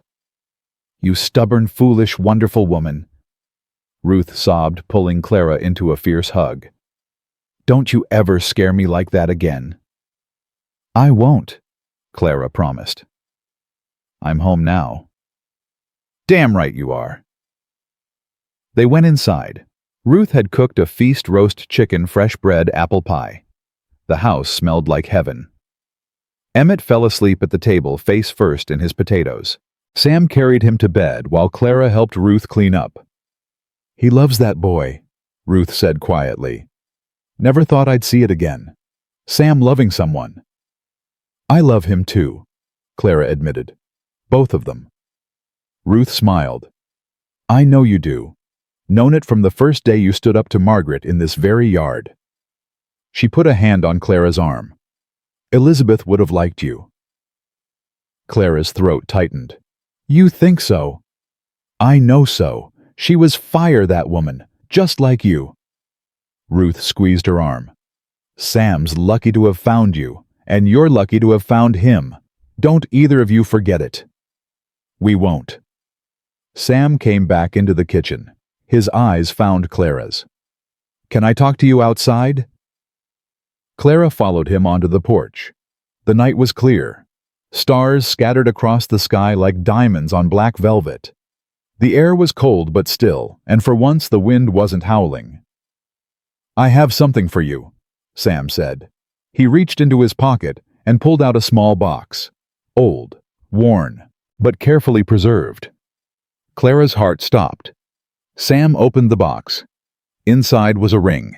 Simple, beautiful.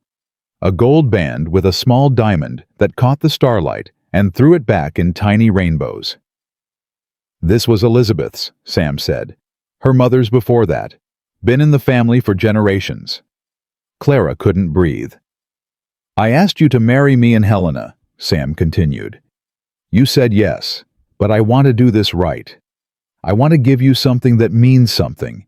Something that says you're not just a second chance, you're the reason I believe in chances at all." He got down on one knee. "Clara Matheson, I ain't got pretty words. I ain't got poetry or fancy speeches. All I got is this ring and my whole heart. Will you take them both?" Clara was crying, couldn't help it. "Yes," she whispered. "Yes, Sam. 1,000 times yes." He slid the ring onto her finger. It fit perfectly. Then he stood, pulled her into his arms, and kissed her under the stars while the whole world held its breath.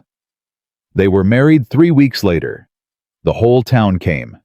Even Eleanor Hutchins, who brought a pie and cried through the entire ceremony. Judge Harrison made the trip from Helena to perform the service. She stood at the front of the little church, smiling like a proud grandmother, and pronounced them husband and wife. "You may kiss the bride." Sam didn't need to be told twice. The reception was held at the ranch. Ruth had outdone herself, tables laden with food lanterns strung across the yard, music from a fiddle player someone had brought from town. Emmett was the center of attention, showing off his new suit and telling anyone who would listen that he had a real papa now, not just a pretend one. Clara watched him, heart full to bursting. "He's happy." She turned. Sam stood beside her, watching their son dance with Ruth. "Yeah," Clara said. "He is." "Are you?" Clara looked at him. At this man who had saved her life, who had opened his heart to her son, who had fought the world to keep them safe. "I'm more than happy," she said. "I'm home." Sam pulled her close. "Me too." They danced together as the stars came out, slow and sweet and full of promise. Around them, the people of Silver Ridge laughed and celebrated and welcomed them into the community that had once tried to cast them out. It wasn't perfect. It would never be perfect. There would be hard days ahead, winter storms, difficult neighbors, the endless work of building a life from scratch. But they would face it together. And that was enough. 6 months later, spring came to Silver Ridge. Clara stood on the porch watching Emmett chase butterflies through the wildflowers that had sprung up around the house. He was taller now, stronger. His stutter had almost disappeared, and his laugh echoed across the ranch like music. "Mama? Mama? Look." He held up a butterfly cupped gently in his hands. "Beautiful baby. Let it go so it can find its family." Emmett opened his hands. The butterfly flew away, spiraling up into the blue sky. "Goodbye, butterfly," he shouted. "Come back soon." Clara smiled, pressed a hand to her stomach. "What are you thinking about?" Sam came up behind her, wrapped his arms around her waist. His chin rested on her shoulder. "I'm thinking about family," Clara said. "What about it?" Clara took his hand, moved it to her stomach, held it there. Sam went still. "Clara." "I saw the doctor yesterday." Her voice shook with joy. "We're going to have a baby, Sam." For a moment he didn't move, didn't speak. Then he spun her around, lifted her off her feet, and let out a whoop so loud it startled the horses. "A baby!" He was laughing and crying at the same time. "We're having a baby." Emmett came running. "What's happening? Why is Papa yelling?" Sam set Clara down and scooped Emmett into his arms. "You're going to be a big brother partner." Emmett's eyes went wide. "Really? Really? A brother or a sister? We don't know yet." Emmett considered this. "Can we name it Butterfly?" Clara laughed. "We'll see, sweetheart." Sam pulled them both close, Clara and Emmett, his whole world in his arms. "I love you," he said. "Both of you. All of you." "We love you too, Papa," Emmett said. Clara looked up at Sam, at the scar on his face, at the tears in his eyes, at the smile that had once been so rare and was now so familiar. "I love you," she whispered. "More than I ever thought I could love anyone." "Even more than butterflies?" Emmett asked. Clara laughed. "Even more than butterflies?" They stood together on the porch, watching the sun set over the mountains, painting the sky in shades of gold and pink and orange. And Clara thought about everything that had brought her here. The train station, the auction block, the 11 cents in her pocket, and the letter from a man who never came. The scarred rancher who had paid $200 for a stranger. The locked room with a dead child's drawings. The jealous woman who had tried to destroy them. The journey to Helena. The fight for justice. The ring that had belonged to a woman Clara would never meet, but somehow felt she knew. All of it had led to this moment. This porch. This family. This love. She had come to Montana with nothing but her son and her pride. She was leaving this day with everything she had ever wanted. A home. A husband. A child on the way. A community that had learned to accept her. A future bright with possibility. And a love that had started with a simple question at an auction block and had grown into something she would treasure for the rest of her life. The wind picked up, carrying the scent of wildflowers and new growth. Emmett yawned. "Mama, I'm tired." "Then let's get you to bed, sweetheart." Sam carried Emmett inside while Clara lingered on the porch for one more moment. She looked out at the land that was now hers, at the mountains in the distance, at the stars beginning to appear in the darkening sky.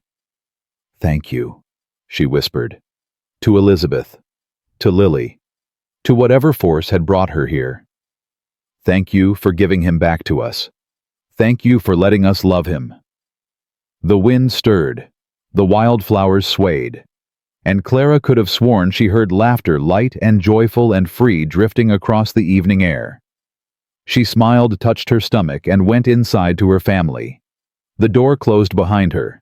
The lights in the windows glowed warm and golden against the darkening sky. And somewhere in the vast Montana wilderness, a butterfly landed on a wildflower and spread its wings, catching the last rays of the setting sun.